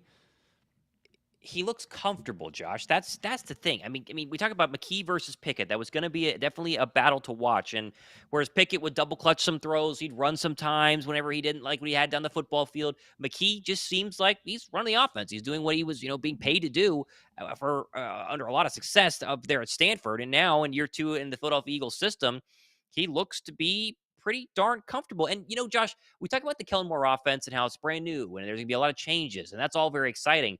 When you think about what it means, it becomes a lot more pro style, a lot more what Tanner McKee technically ran at Stanford in a pro style offense. So whereas last year where McKee is running the iteration of whatever they were trying to figure out with Jalen Hurts, the Sirianni Brian Johnson offense, which had read options and had, quarterback runs all the time, this offense can be a little bit more in tune with what McKee's comfortable with. And if you had to play him at some point during the regular season, hopefully you don't, he might just be a little bit more comfortable than Kenny Pickett would have been, or any of the other backup quarterbacks, Marcus Mariota, for instance, last year. I think, again, in a very small sample size through not even a full quarter of preseason football, what you've seen so far at least gives you hope that he looks pretty good. As they just brought us back from commercial, Josh, and Kane, the rookie out of Purdue, he's on his feet right now, and he's walking off under his own power, so should be good to go there. Thankfully, yes, because that was a violent hit. They're showing the replay again, but oh my gosh, helmet to helmet, straight to the kind neck. of side left, neck of Jacob Wilson. But oh my gosh, he's able to hold on.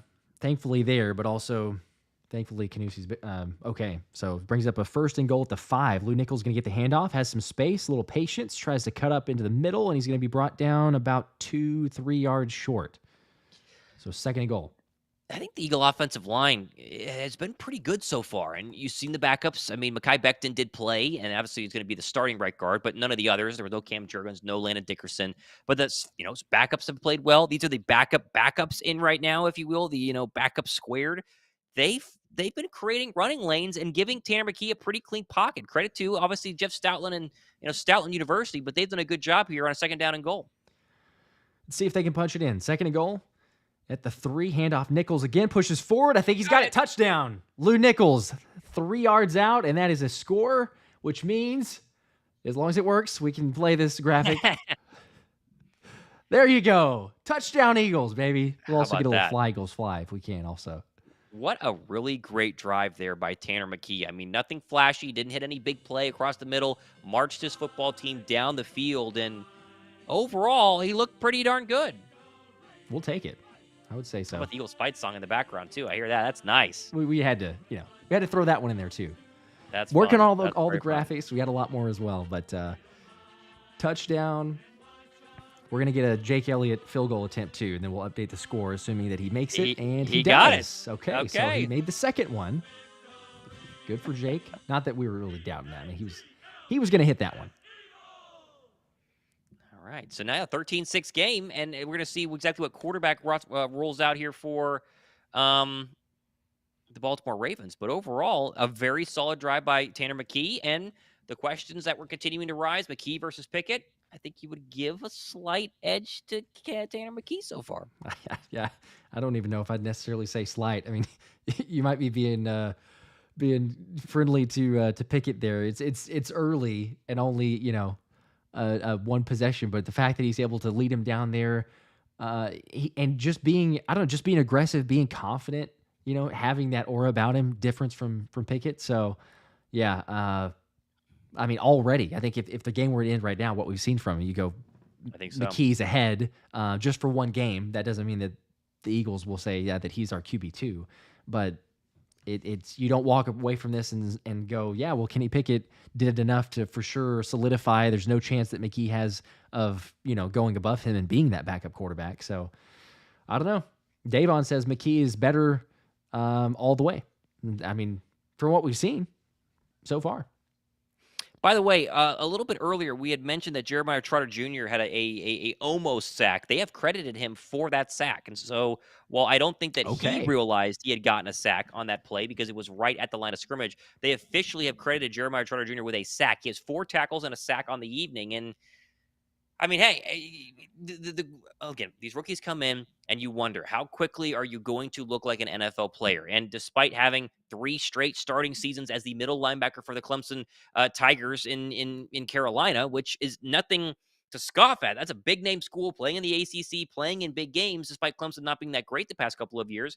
Would he look like an NFL linebacker? And the answer so far in a preseason game versus 2s, all the asterisks that you want, the answer has been yes. He's looked really, really good.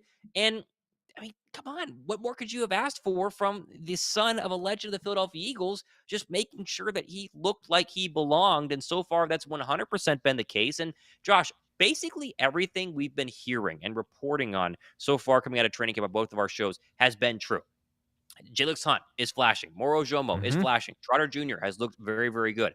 I mean, the secondary, Nakobe Dean, Quinyon Mitchell, they've been really, really good so far in this game. McKee outplaying Kenny Pickett. That's kind of been the case. Anaya Smith not looking good. Same there, I mean, like overall, this seems to be what we've been hearing. And the only real surprise that I would say has been Nakobe Dean looks pretty good tonight after not really looking that great according to reports so far in training camp. I think that would be the surprise so far the evening. And I would argue that Nolan Smith being pretty quiet is a little concerning, but we're not going to go crazy. No, and he turned it on. He did a little better. I don't know if you might be behind, might be up. It looks like they returned it to the 28, so I've got the next play going. But Okay, we then got I'm a behind. Nolan Smith sack. There we No go. So way! I am ahead. We just got a Nolan Smith sack. Oh, Heck okay, yeah. Again, You're just way ahead call of him me. out, and then all of a sudden he's gonna make a play, which is perfect timing also because I can play the sack graphic for my guy Nolan Smith, Nolan sacking Smith him, sack, huh? bringing it back.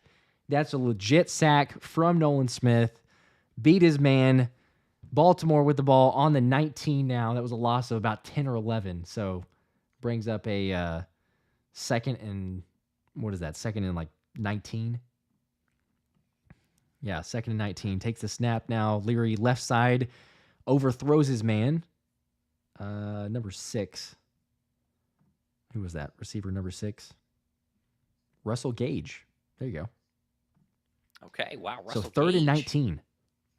Man, I need to see the Nolan Smith sack. I got to find it on Twitter because I was way behind. Then I refreshed and nothing has popped up. A couple of super chats too if you want to slide those in, Josh, as well.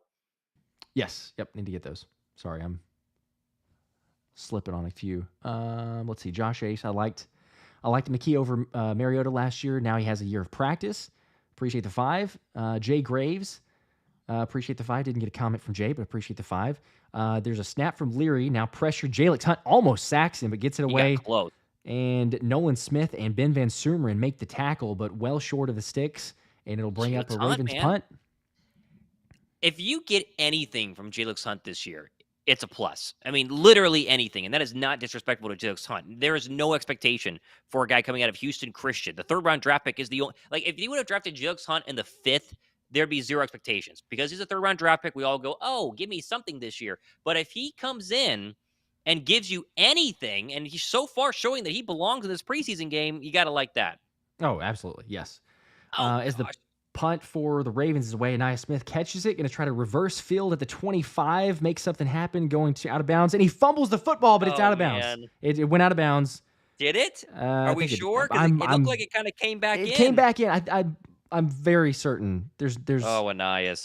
Please tell me that it didn't. He starts running to the right. He then goes back to his left. He tries to move the football to his outside arm. That ball did go out of bounds, so no worries there. Okay. He's lucky, but the Anais Smith issues are continuing, if you will, and that was not a good look.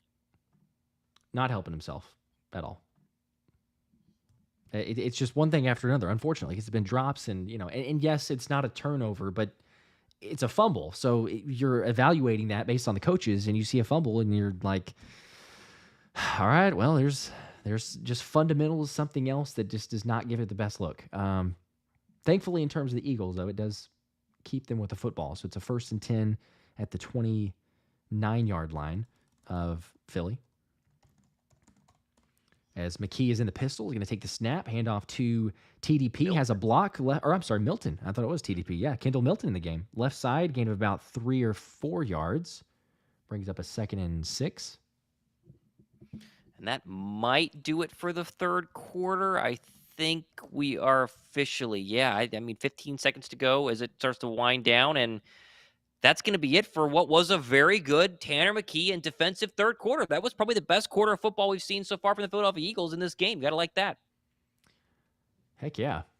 That's from a lot of, Tanner McKee, you have a couple defensive plays. Nolan Smith getting a sack. Jalen Hunt showing up again. I got to get to the other $10 super chat. So the Bird's Nest, appreciate the 10. Just getting to you now here. But Kelee Ringo looked to me to be the best on defense tonight. Regardless, Eagles football is back. Fly, Eagles, fly. He's been solid. I mean, it's a little difficult because you only saw Isaiah Rodgers for like a couple of seconds. He had one throw in his area, basically, and so hard to go and engage Isaiah Rodgers versus Kelee Ringo. They clearly think Rodgers is better, though, with the amount that he played versus the amount that Kelee Ringo played, almost to, I think, basically the end of the first half. So, yes, Ringo does look good. He does look like he belongs. That's what you want to hear. You have a lot of depth in the secondary right now. At the same time, though, I think they still believe Rodgers is the better cornerback, and he will be the starter. But I mentioned in a show a couple days ago on my channel, there's a lot of time left. I mean, there's a lot of time for Kelee Ringo to win this job back. And so definitely going to keep an eye on that for the remainder of, not tonight because Ringo was done, but obviously going forward, it's going to be very, very interesting. Yeah, he certainly helped himself. But like you said, I mean, there's lots of guys. I don't know, because there's a couple different guys you could point to. I appreciate, you could certainly say Kelee Ringo. I think Nakobe Dean has very much made a statement. Jeremiah Trotter Jalen Jr., as Hunt. we were talking about, Yeah. Jalen Hunt has made some plays. Thankfully, hey, Nolan Smith has made a couple here. But if you're going for who has really been the standout based on playing a decent number of plays, I mean, I think it's like 3 to 4 guys out there. You could say Ringo, you could say Nakobe Dean, Mhm. Jeremiah Trotter Jr., and Jalen Hunt. You could go with those 4. I mean, I guess even Moro Jomo. I don't know if I sound like Nick Sirianni throwing out like 5 or 6 different guys, but those names would be like the big 4 or 5 that have really stuck out tonight in terms of performance, because they've been on the field a decent amount too, to be able to make several of those plays. Still on commercial break. It's the end of the quarter commercial break. A little We've bit almost got longer 1,000 likes, by the way. We're almost there. If we could just Very get a close. few more, we're literally Very less than close. 20 likes away from the 1,000 likes combined. So if you've not already, do us a favor, hit the like button, make sure to subscribe. Got awesome content every single day, and these live streams are only going to get bigger and better. We got more things planned as far as the graphics and the giveaways and the regular season stuff, but would very much appreciate that. So hit the like button. 1,500 people concurrent watching the majority of this show tonight. We appreciate you guys hanging out with us for even a preseason game. Not that exciting. We'll be live for every single regular season game as well, starting with the Peacock one, as what we're going to call it, the Green Bay Packer opener in Brazil. That is coming up. I mean, it is definitely getting very, very close to getting to the point where it's like, okay, regular season is weeks away at this point. So looking forward to that stream, and obviously you guys hanging out with us. Be sure to subscribe. Like Josh said, a lot of giveaways coming up, including I got tickets to give away, and we get 60,000 subs. So if you haven't subbed yet, be sure to go ahead and sub to the channel. And we're going to get the fourth quarter going here. And you wonder how much Will Grier you would see in this fourth quarter. Tanner McKee's only had, one drive or 2 drive? I think he's only had 1 drive. So you assume McKee is going to get a couple more, and he is your quarterback to break the huddle right now at the start of the fourth quarter. Not sure where you're at, Josh, but here we go. You may want to refresh again. I think a play ahead. We just got a Kendall Milton run. Looks like up to almost the 40-yard line. So I think that's a first down, and it is. Yes, first down. 4:23 to go as I'm back linked up here. Key in the gun. Milton to his left. 2 receivers to the near side. That's going to be a nice Smith slot to the near side. McKee stamps his foot. Here's a play fake. Pressure in his face. He rolls out of it to the right. There's a flag for a hold, and then McKee's going to chuck that one out of bounds at the yardage to gain. You're going to get a hold on the left guard. It'll be first down and 10. First down and 20, if I get that right. Yeah, and there's your hold. Yep. Yeah, you saw that one from a mile away. Starts getting some pressure. Yep. Guys grab. Flag comes out. You know immediately what that is. McKee, he has a decent pocket here. If you go through the classic 2-step or 3-step drop and then throw it, it needs to get out a little faster. But once you have a guy right in the throwing lane in your face, you got to bail a little bit. And the problem is it wasn't just the right guard who was beat, the right tackle who was beat as well. And so, throw it out of bounds, take the flag, first down and 20, 14:09 to go here, fourth quarter, and a Philadelphia 13-6 game. Not the end of the world. McKee in the gun from his own 30. Takes the snap, play fake, looks right, throws right. That's going to be dropped. Hit E.J. Jenkins in the hands, and he dropped that one. And so second down and 20 upcoming. Cooper in coverage there for the Baltimore Ravens. We talk about the position battles that we have going on. Very much overlooked, and understandably so, because there's so many different ones. But the tight end 3 spot, because it's like Dallas Goedert, Grant Calcaterra, who is tight end 3? And, C.J. Uzomah is thrown out there, E.J. Jenkins, Albert O, which we saw for a few snaps. It'll be interesting, but that is a type of play there that's, it doesn't help you trying to make the roster. You love the athleticism, because we saw E.J. Jenkins use it on another play, but you got to make those catches. McKee back in the gun on second down and 20. Play clock winding down, gets the snap off. 4-man pressure, steps, throws across the middle, and that's going to be dropped. That's a pretty good throw. I couldn't see which tight end it was. It hit him in the hands. He had to go up a little bit for it, but that was that's a pretty good throw there by Tanner McKee and what should have been a first down across the middle. Yep, hit Jacob Harris in the hands. He took a shot earlier, so maybe, the extension and thinking that he's about to take another shot is what stopped it, but he did have an opportunity. Third down and 20 now, as Milton will be your lone back to the left of McKee. as they're going to go 2 receivers now, 3 to the right, 1 to the top. They're going to throw 4-man pressure. Back goes McKee, still stepping back, steps in the pocket, now dumps it, and that's going to be incomplete. He overthrew Kendall Milton, and a bad drive gets even worse, and Philadelphia will have to punt. Yeah, you're not really expecting a magic first down there. I mean, it's 20 yards. Try to make something happen. You would like to see him at least complete it, but he wasn't going anywhere with even if Milton had caught that. Honestly, as you've seen a number of times, you get a holding on first down, it makes your life a whole lot more difficult. And a couple drops, next thing you know, it's 4th and 20, and we're punting. 4th down and 20, 13:55 to go there. Philadelphia and Baltimore, they're going to go ahead and blow this one dead as we have a false start now on the Eagles. And so an ugly drive goes from worse to really, really, really bad right now. And so it'll be 4th down and 25, but, is what it is. See how far you can that push happens. that thing back. Yeah. And now we will wait for another punt here. Braden Mann trying to get his 4th punt of the night in a 13-6 game. If you're just joining us, the Eagle starters were said to play. That was a lie. The Eagle offense did not play any starters. Mekhi Becton was probably their only one, as here comes the Braden Mann punt from his own 10, gets that one away. Defense was a different story. Every starter played except for Darius Slay and C.J. Gardner-Johnson, as this is a pretty good return across the 20, across the 25 to the 30, and across the 40 now for his gang tackle. That's a great return by Williams, the Baltimore Ravens. It'll be 1st down and 10 from the Baltimore 40.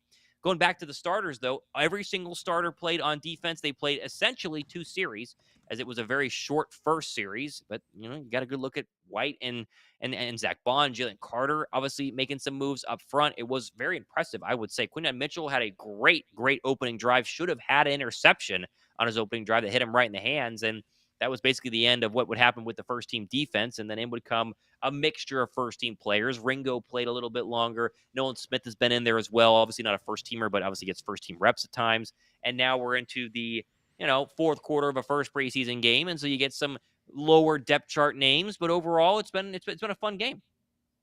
It has. It definitely has. And Dankberg Game, appreciate it, says this is the most I've ever paid attention to a preseason game. So there you go. For a lot of people, and we appreciate y'all tuning in. Mega John, that is correct. Sweat did not play as far as defensive starters. Yes, sorry, one more. Vast majority.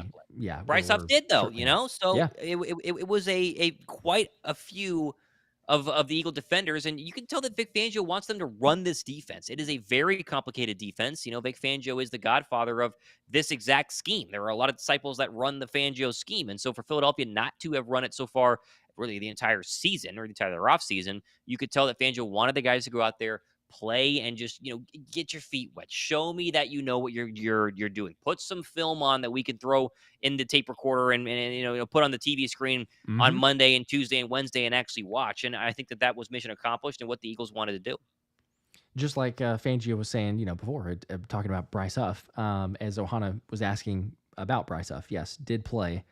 Yep. He was being honest before in the press conference of saying he basically is not there yet in terms of coverage. So we're going to get him there eventually. We hope that he can be that type of player. Some guys might not appreciate that type of talk, but Fangio calls it like he sees it. And so because of that, I'm sure he goes, you go out there and make some plays. It's your opportunity. Coming back from break right now as they're showing us Mark Andrews flexing for the camera, Josh. Make sure we're on the same page here. As you will be getting the Raven offense from about their 40-yard line. I think they basically got across of it. And now we'll see what Josh Johnson or probably another Raven quarterback, what they can do. Yeah, I'm still getting the club. Are you getting club level Ravens Club stuff? level, yeah. Yep. Miller Lite Gatehouse, very fun. There you go. Looks pretty nice. Good for them. Show off the stadium. We'll be back there for a more meaningful game in terms of we as the Eagles. Not that we're necessarily going there for sure for the game that we're attending, but be back to Baltimore later this season. Week 14, right? Isn't it week 14? I believe. I think so. All right, 13-6 now. 13:40 to go in the 4th quarter. Here's a turn give handoff. Nice run there by Hall, who breaks out to the right side. McCollum on the tackle there. Sorry, Ali was the running back. That'd be a gain of about 6, and it will go ahead and be 2nd down and 4. Can't tell. Wait, who is the quarterback in right now, Josh? I haven't seen Did they switch it? It Or is looks it like the same? yeah. I think they We have to see. We have might have not seen the switched it. back of the jersey yet. In the gun, takes a snap. This is going to be another handoff to Ali up the middle, and he's going to be tackled almost immediately. Okwara was in there for Philadelphia, number 52. I don't think he got enough for the first down. He might be about a yard short. That is Rasheen Ali, who I think he was a play for Marshall last year, if we're seeing this correctly. And so I think it's going to be a third down, and I believe 1 or 2. We need to see a spot, though. Looks like it It is is third still and 1. Leary, by the way, too, for quarterback. Leary, okay. And Ali's going to have the first down on a handoff. Lewis had a chance to bring him down in the backfield, did not get there. And so it'll be first down and 10 as we dip below 12:30 to go here in the fourth quarter in a 13-6 football game. There you go. He had a nice tackle there from Eli Ricks, despite it being a first down. He didn't really have an opportunity, but a tackle in space, and that's another name that, does he make the roster? Can he play himself into a role, getting some reps here?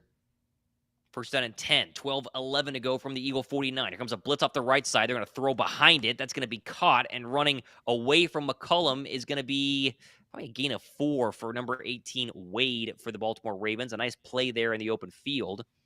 And it'll be second down and probably 6. We talk about the safety spot, the depth, everything there. Tristan McCollum's name has been called out quite a bit tonight. I agree. Made a few plays, tackling, also in coverage. It'll be interesting, do the Eagles end up signing somebody? Are they trying to go with a Mekhi Garner, with a Tristan McCollum, someone play themselves into a role? Because there's a question as far as that depth. There's a run again. Third down. Handed that one off. So third down. I think I got to see the one. I don't think the Ravens broadcast I think you're having I think the mic is doing the little underwater thing again. All right, take over. All right, it may be good here in a second. That sounded like it fixed pretty quickly, but we can see it. Is it better? Okay, it sounds better now. Yeah. There's a nice run off the right side. That'll be a first down off the toss across the Eagle 40.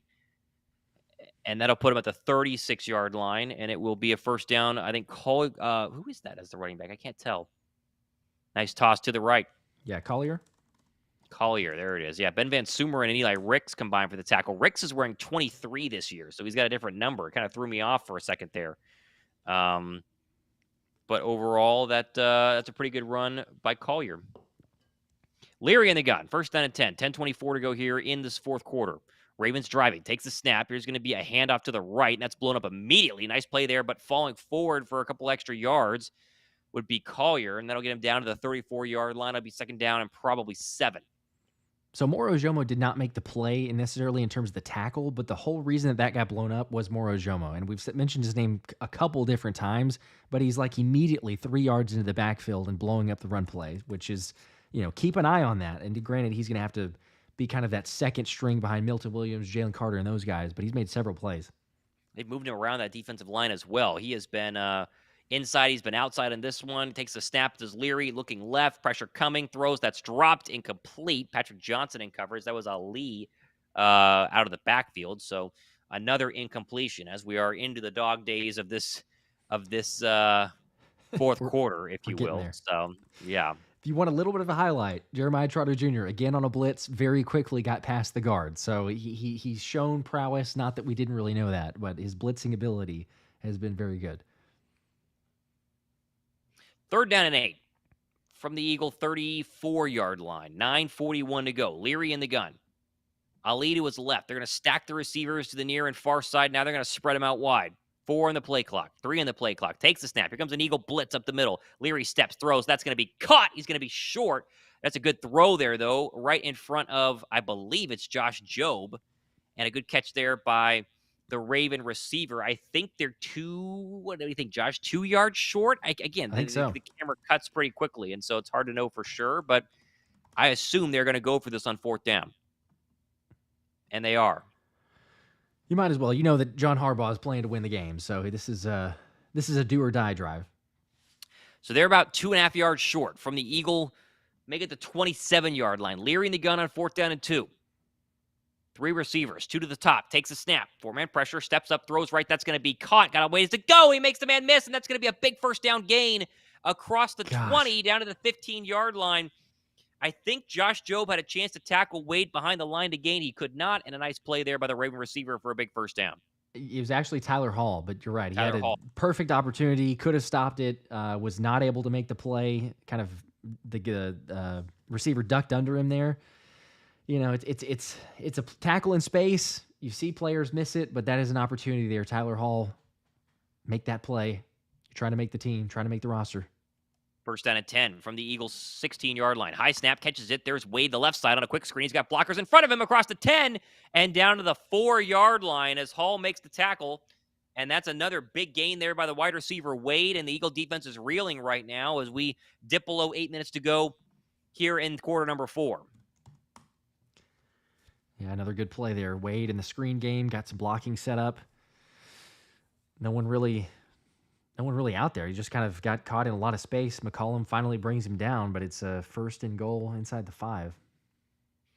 7:52 to go here. The Ravens are in the Old Bay red zone. That's fun. As Leary under center now. Ali, the lone running back, motion the tight end across the formation. Turn give. That's going to be Ali, and he's hit immediately. There's Patrick Johnson on a stop. I don't think he gained a yard. It'll be second down and goal. It's another good play. And my guy, Gabe Hall, I just got to give a little shout out because we haven't called his name. Yep. But, you know, Gabe Hall, we can appreciate that. Little Baylor alum. Shout out, right? Come getting on. I don't know if that's necessarily a full tackle, a half a tackle, or an assisted tackle, but making a play nonetheless. Second down and goal. Eagles up 7 right now. 7:10 to go here in this football game. Leary under center after a very nice drive into the Eagle red zone. Ali, their own lone running back. Turn give to Ali again up the middle, and he's going to be stopped at the 1-yard line. He did not get it. Gosh. There's a good That was play. close. I think Ben Van Sumeren made sure that was not a touchdown, so you're going to have a third down and goal. Yep, you're right. Ben Van Sumeren and Jeremiah Trotter Jr. both combined to kind of create that wall 1 yard short. All right. 2 feet to get a touchdown is what we're looking at right now. Very, very close. Moro Jomo checks back into the game for Gabe Hall.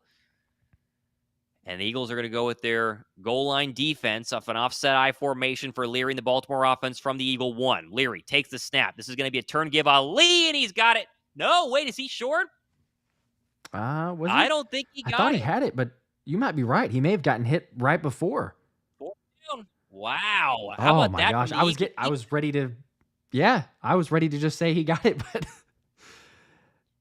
here's the sky cam view. He runs off the left side. There's a hole, and Ben Van Sumeren clogged that hole, and he stopped him short. I think he really did. What a play. His knee is down. Fantastic. Yeah, I think he's short here. Yep. Great tackle there from Ben Van Sumeren. Looks like I think Tuipulotu was also there. They're going to challenge. Looks like Harbaugh has thrown the challenge flag, and so they're going to make sure. Talk about wanting to make sure they win these games. But, that's it's going to be close. We need to see the shot down the line again because we only saw the backside. We don't know where the football is in Ali's hands. They're going to go to commercial break, and we're going to see if this is a touchdown or if we're going to have a fourth down and goal. Man, what a play.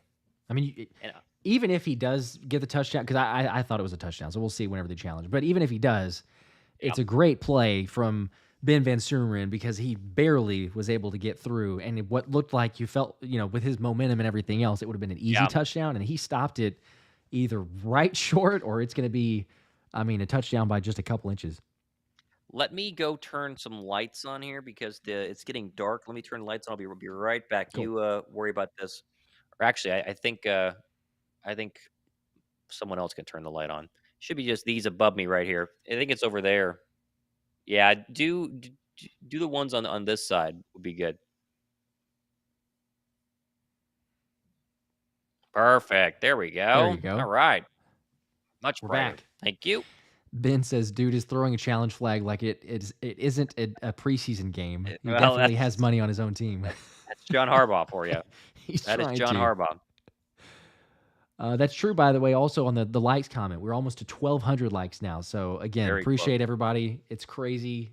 this type of support and everybody hanging out during a preseason game. It's only gonna be crazier during the regular season, but we appreciate you guys. I agree. I agree. Yeah, we appreciate you guys hanging out with us here. All right. So we are still waiting to see exactly where we are I don't at think he got it. for this challenge. I don't think he did either. The look that they're giving, yeah, I think that he's short. Wow. What a play. Van Sumeren and PJ Mustafer. Mm-hmm. There's we're really getting to the bottom of the depth chart there, huh? Jeez. Yeah. Making a play. You got, let's see, Booker and Mustafer and Moro Jomo as the 3 interior guys right now. All right, well, they're going to go for it. 5:51 to go here in a 13-6 game, 4th down and goal. We don't want an overtime game in the preseason. The stop here could go a long ways.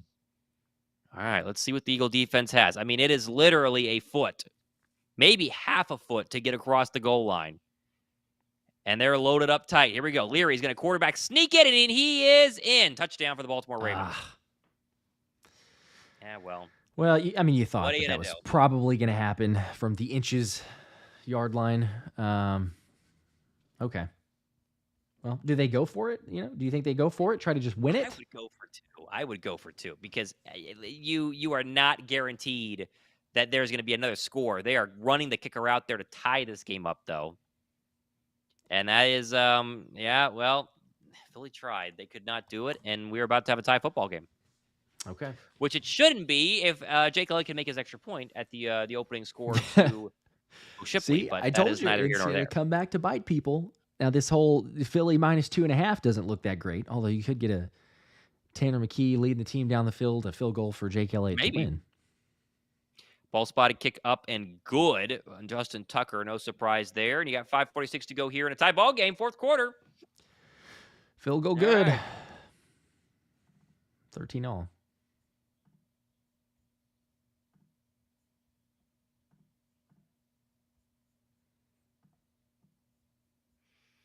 All right.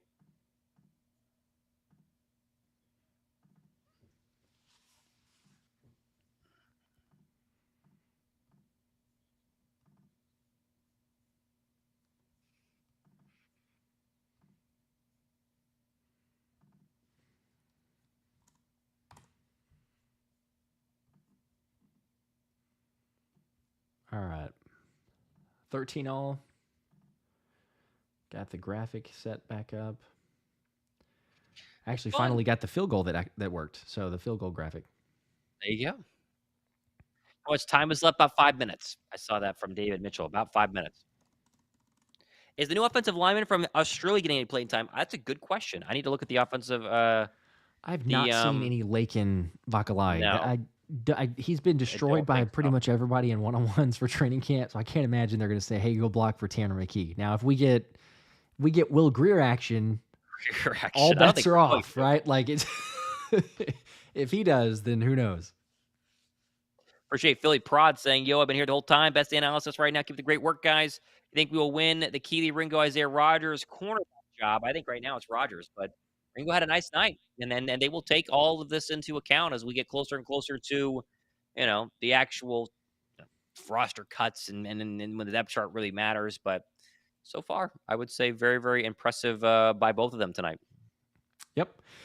I'm going to decide with one, more than another, regardless. There's several reasons. I've got the jersey on here. We got the white Eagles helmet signed by Isaiah Rodgers, which, again, if we're 75,000 subs, as soon as we get there, we're going to give that thing away to somebody. But either way, we've said it a number of times, but the fact that you have this type of depth, like that's the benefit.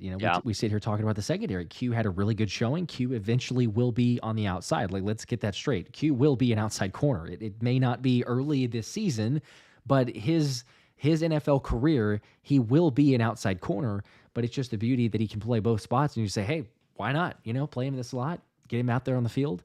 But the depth on the secondary, that's an absolute given. I would still lean towards Isaiah Rodgers as of this point. But if Kelee Ringo has a couple more showings like this, especially if you go to the joint practice, it's not impossible. I see Steven saying, coming on late, any surprises? I think Jalen Hunt Nakobe Dean played well tonight. Yeah, you got to throw ahead and throw in Nolan Smith, especially in the second half of this football game. He played very, very well. Jeremiah Trotter Jr. has a sack. I mean, there's some defensive names that have been good. Johnny Wilson was decent early, got a nice pass, and then kind of slowed down. I think John Ross looked fine. Britton Covey, I think, is the best receiver out of the lot. Obviously the Yep. most experienced one is here comes the kickoff from Tucker, returnable by Shipley. At the 10, at the 20, Will Shipley is still going. He has a touchdown in this game as he fumbles or falls, across the 34.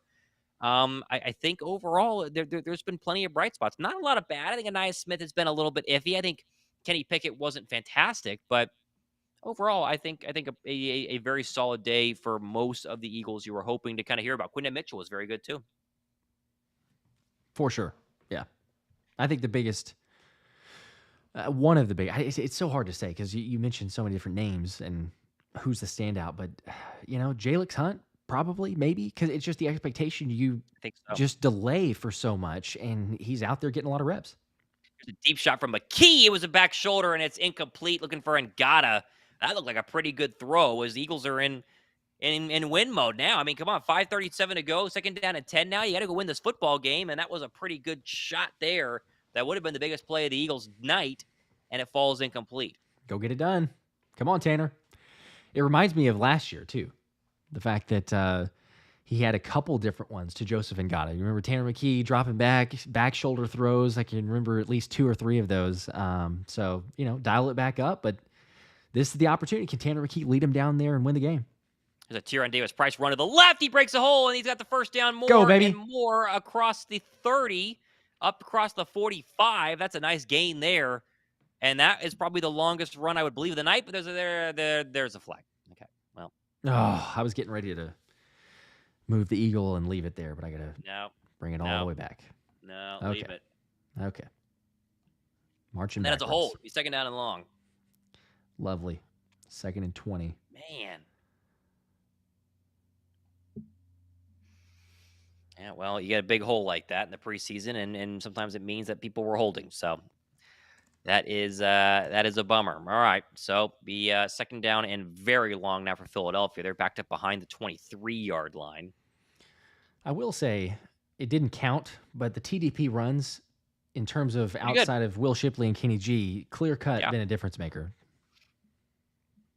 All right, second down and 20. Tie ball game. 5:20 to go. Here's a play fake by McKee. Looking left. Now he's in trouble. Now he steps up and throws this one way out of bounds. That was over the head of Jacob Harris. And there's a flag, though.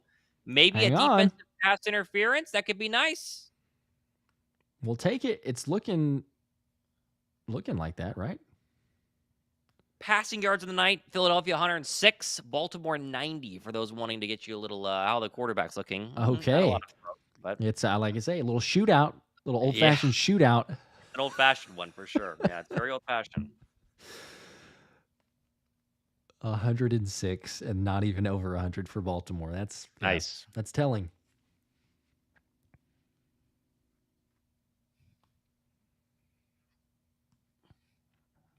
They're interviewing Derrick Henry, so we don't really know. They're not showing a lot of what's happening. I believe they have given Philadelphia the first down. Here's going to be a handoff to TDP running up the right side, and another nice run there across the 30 to the 33, which I believe will be second down and short. I gotta we're watching the Ravens broadcast here, so we don't get a lot on the Eagle offense, but we got to see what down. I really don't know what down it is, if they called that a pass interference or not. It's the clock dips below 5 minutes. It is second down because I saw the first down marker on the last play. I have no idea what exactly. I'm assuming based off of it being that first down that it was a pass interference or a hold maybe. Okay. But yeah, 2nd and 5. All right, there you go. Second down and 5, 4:40 to go. Just getting the Jake Elliott field goal range would be nice as they motion Tyrion Davis Price out of the backfield. McKee will be alone with 5 receivers. 4-man pressure coming to the right. That's batted at the line of scrimmage and incomplete. Looking for Joseph Ngata.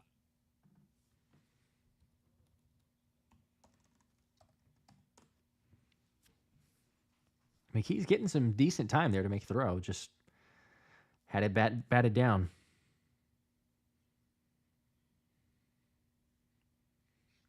All right, so 3rd down and 5 now coming for Philadelphia. 4:28 to go here in this football game.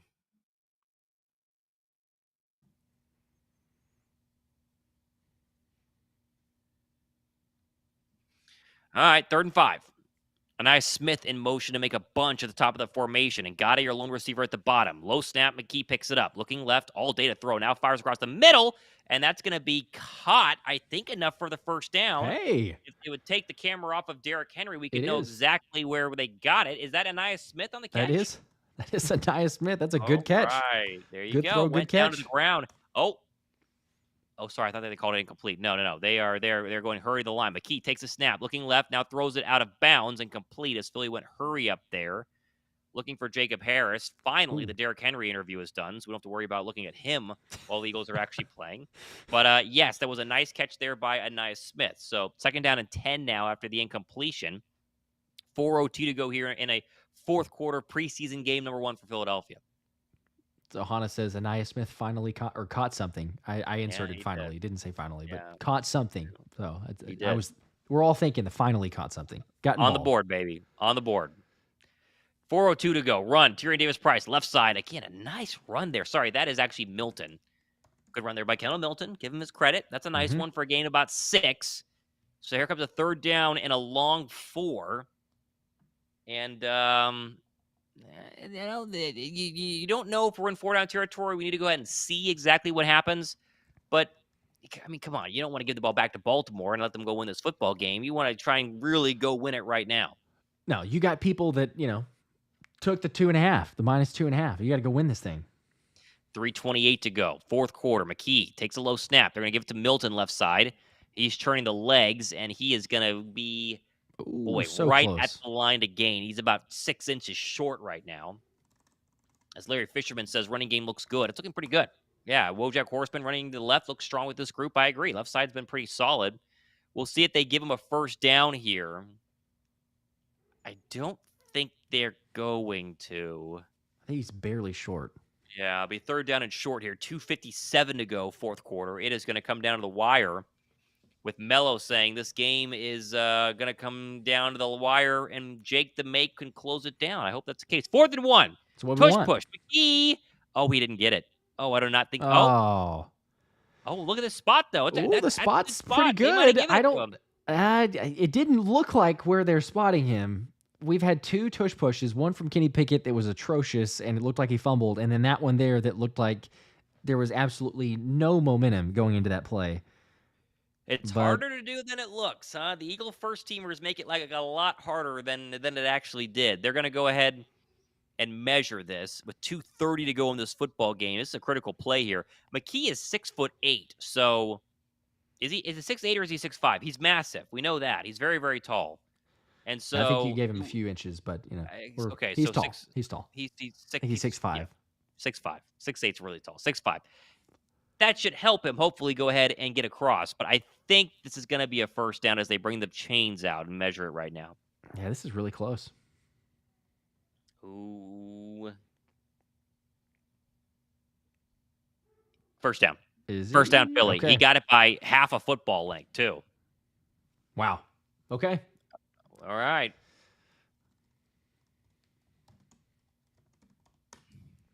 Has the refs or the Raven broadcast is complaining that we can't digitally check and see where the football is at. That's fair. That's a fair argument, but then you lose a couple of jobs with the chain gangs. In this economy, you need these jobs, so you gotta keep the chain game going.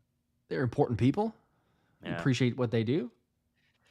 2:24 to go. Ball at the Eagle 49. Philly, all 3 timeouts in a 13-13 game. McKee takes a snap, turn, give. That's Milton up the middle. He breaks a tackle, and he's going to be into Baltimore territory down to the 41. That's a nice run there. Kendall Milton, the Eagles have some solid running backs as we're going to go probably to the 2-minute warning, I think. Let's see what they're going to do. Yes, they're going to walk this down to the 2-minute warning.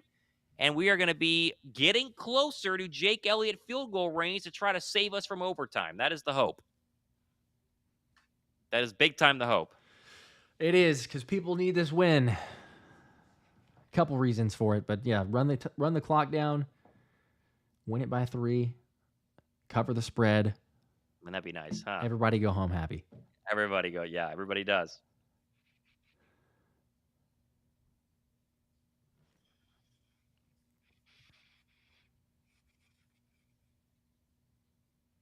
Storm 7's McKee game-winning drive. Could be. Could be. He had a successful drive. Could be. Could be the game-winning drive.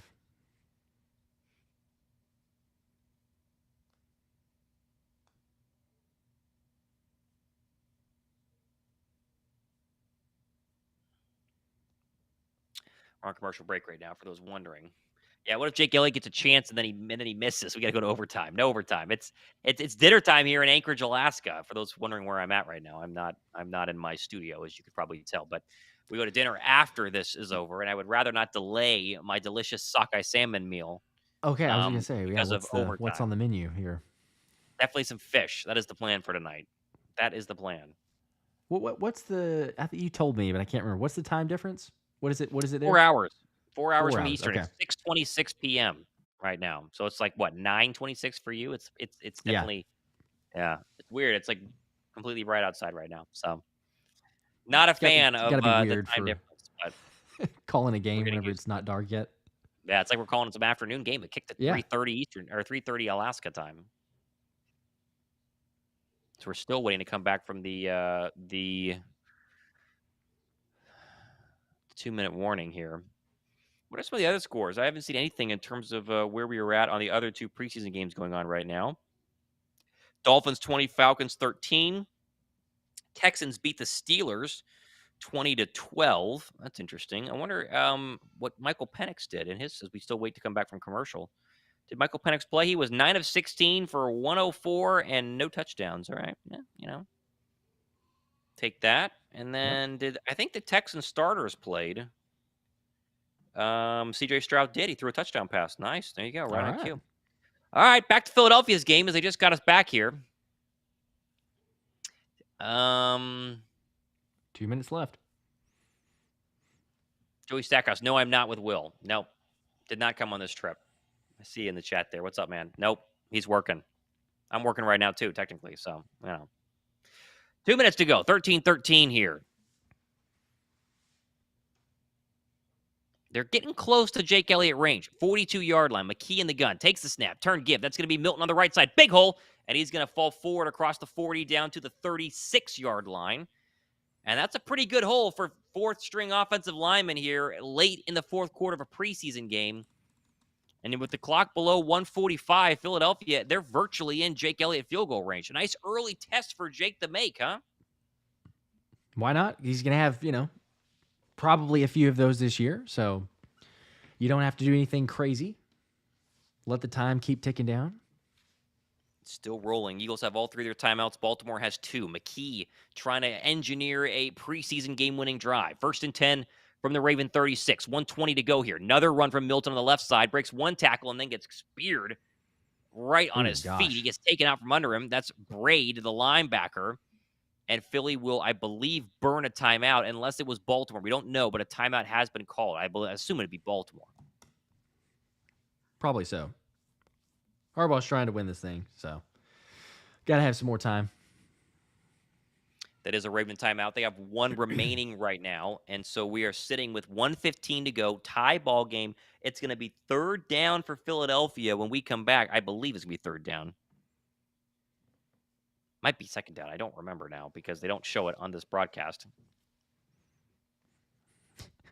Half the time they do. Half the time it's like, just guess what down it is. I know. Just like, go ahead and assume. 2nd and 11. McKee in the gun. From the Baltimore 30, make it 37-yard line. Milton to his right. Nia Smith at the bottom of your formation. Here's a run to Milton up the left side. Cuts up the field. He gets back to the original line of scrimmage. Maybe gains a little bit more. And he's going to be making it 3rd down and long now as the Ravens use their final timeout. Shout out Andrew with the super chat right there. $20 super chat. Andrew, we appreciate that. You guys are awesome. I bought the NFL Red Zone on Sunday ticket. Can't wait for the regular season. I'll be able to watch the first game, but not the next 3 or 4 because of time differences. So say I'm ready to be back in the USA. There you go. Appreciate that. And appreciate you hanging out with us here. Heck yeah. Thank you for that. All right, so we are out of timeouts as a plane takes off. You can probably hear that in the background right now. Very loud plane taking off as we are near the airport. Jeez, that is loud. I can and we, that. with 1:08 to go here, fourth quarter.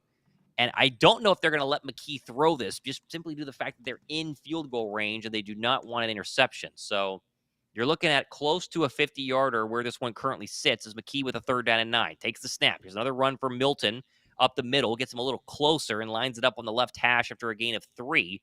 And so the Ravens will not be able to stop the clock again. So Philly can take this one down to about 35 seconds, burn one of their 3 timeouts, kick the game winner, and then hope the defense holds on. Here we go. Chance for Jake. How many times are they going to show this coach, man? Patrick, I don't know. They have shown the Raven defensive coordinator about 90 times in this broadcast. It's unreal. He's gotten more face time than anyone else. It's crazy. There he is again. It's like every 4 seconds, and it's the Raven defensive coordinator. The Raven broadcast is annoying to watch, but we're not Raven fans. So, all right, Jake Elliott. This is what? Where are we at here? Is they're going to call a timeout? This is going to be a little over 50-yarder, right? I think it's maybe right at something like that. Please don't miss this, Jake. Goodness gracious. Please no. Overtime football in the preseason is not fun, okay? No. We got a timeout, of course, because we're going to ice our own kicker. That would be the 21 seconds appropriate left. play. Yep. Yeah, Jake ran over to the little field goal net to get one more in there. It's like one extra practice swing of the old 9-iron just to make sure everything feels right. Darius Slay makes a joke. He's probably saying, please no overtime. I want to get back to Philadelphia. All right, Justin Tucker. They won't have overtime anyway, right? They just do they not have overtime? I don't think they do. Pretty sure. Oh, wow. I did not know that. That is good. Let's win this one, though, baby. Come on. Unnecessary, we don't want anybody getting hurt. Once it's that's 4 quarters is more than enough. Here we go. Jake Elliott right down the gun barrel of a 50-yard field goal. Come on, Jake. 21 seconds left. Let's do this. Braden Mann to hold. Snap. Hold. Kick. Up. Dead center. Will it stay? It bounces off the goalpost and no good. No. Oh, my gosh. Oh. Jeez, it was dead straight, and then it rotated a little bit to the right. Oh, Jake, what a terrible night from Jake Elliott. Oh, my gosh. He blocked it. He just pushed it, and it just stayed right. I mean, like a couple more inches, and it would have hit off the inside of the bar probably and made it. But oh my goodness, I mean that's good for so long, and then it's just yeah, anything under 45, and that one's in on the right side, and we are going to probably end with a tie. Wow, man, and it missed extra point from Jake Elliott, and then that is surprising. As here we go with the sack, and the ball came out. Oh, the Eagles got the football.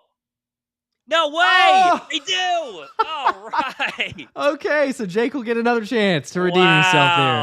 Who was that? Was that Patrick Johnson? You're kidding. I think it was. Let's go. Get the sack. Line it up, Jake. That's funny. That is so funny. Oh, my gosh. Wow. Oh. It's Emory Jones at quarterback. There's a blast from the past. He's Cincinnati last year. And he immediately gets sacked. He immediately fumbles. That stinks for him. That's a real bummer. And now you have a strip sack, and now you have a scenario where Jake Elliott gets another shot, and it's much closer now. I mean, you're about 10 yards closer. Look at that. Look at Harbaugh. He's so bad. The look on his face, too. It's like, all right, funny. We're going to lose this thing. What if Jake misses this? That would be crazy. That would be, yeah. No one would be freaking out, even if he does. It would be shocking, but no one's like, hey, this got an issue at kicker. But just Philly should run this. They're going to run they should run the football here, or maybe knee. They're probably going to knee it. Then they'll run the clock down to 2 seconds, call timeout, and then we're good to go. They're going to run a tush push, actually. So McKee tries to center it a little bit more. All right. And now they're going to let this tick down to 2 seconds, and then we're going to go ahead and kick it. And I believe it was Patrick Johnson on the strip sack. Patrick Johnson has had a really good camp and now a really good football game tonight. Made some plays. He's made improvements, too, based on everything that we're hearing from camp. And, he's beating guys in one-on-one drills, having his name called out. I think even either it was Fangio or it was Clint Hurt, I believe, that had mentioned his name. So 4 seconds. All right, out trots Jake Elliott. You don't want to do 2 in a row, right? Like, clearly you've gotten all the misses out. That's what we need. Mm-hmm. And now we have another field goal. One more shot of the Raven defensive coordinator, just in case you just didn't know who he was.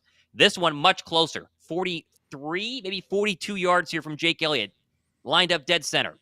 Final play of the ball game. Come on, Jake. Braden Man to hold. Do this thing. Snap, spotted, kick, and this one is dead center, and Philadelphia wins this football game. Redemption, let's go. Baby. Kick is good. Ball game. All right. Walk it off. And the Baltimore Ravens lose a preseason game. You got to like that, huh? Oh, my gosh. Who would have... Very crazy, weird, wild way to end that one. But that's one way to end it. Walk it off. Gave us a little bit of excitement there. And Nick Sirianni 1-0 on the 2024 preseason. And overall, a pretty exciting football game, Josh. I mean, come on, 16-13. It's a preseason game. There isn't a ton you can go ahead and, take away from it. But I think there's plenty of positives from this football game and very few negatives. I would agree. I think in the end, as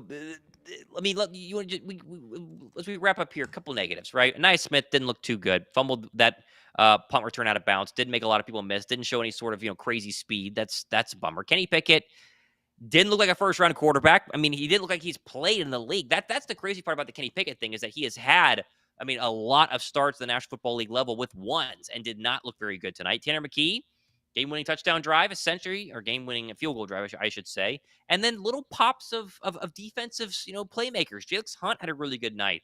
Patrick Johnson, in the end, had a really good night. Jeremiah Trotter Jr., 4 tackles and a sack. I mean, there were a lot of positives here from Philadelphia with very few negatives, and that's kind of what you want.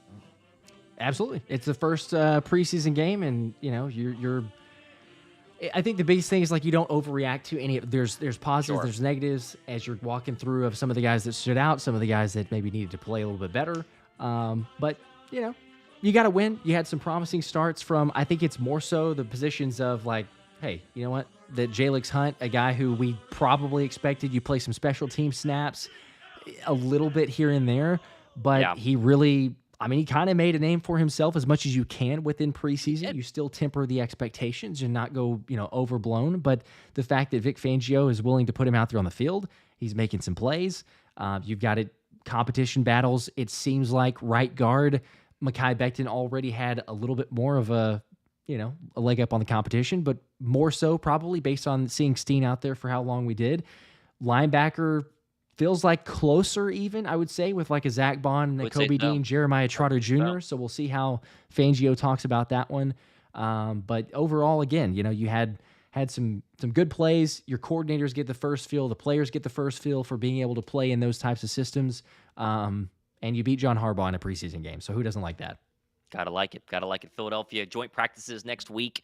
They'll play, obviously, against the New England Patriots on the road. I believe that's Thursday is going to be that football game. And so plenty of excitement to come as Philadelphia's march toward September 6th continues. And they get the first W of the season in a preseason game with a lot of positives. And we'll have full breakdowns of those on our shows tomorrow. And, of course, be sure to go ahead and subscribe if you like this. And this is what it's going to be like. We got a lot more graphics, obviously, when the starters play. But the new look here on the on the live stream is going to be a bunch of fun. And shout out to Josh and Sandy for making that possible. And we're pumped to continue rolling with you guys going forward.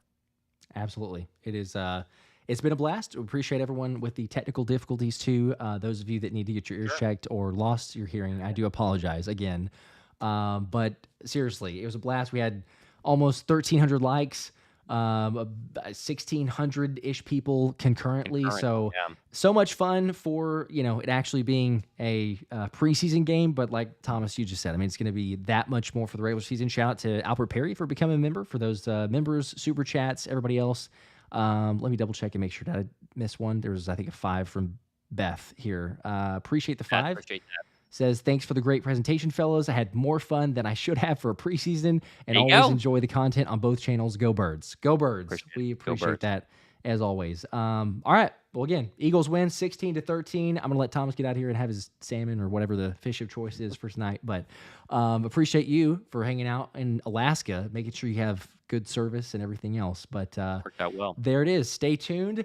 Thomas has got a game recap coming, I'd say probably fairly soon with the time difference. I'll have one up as well at some point too, and more videos to come. But we appreciate you guys, and y'all know what it is. Thanks, guys. Go Birds. Go Birds.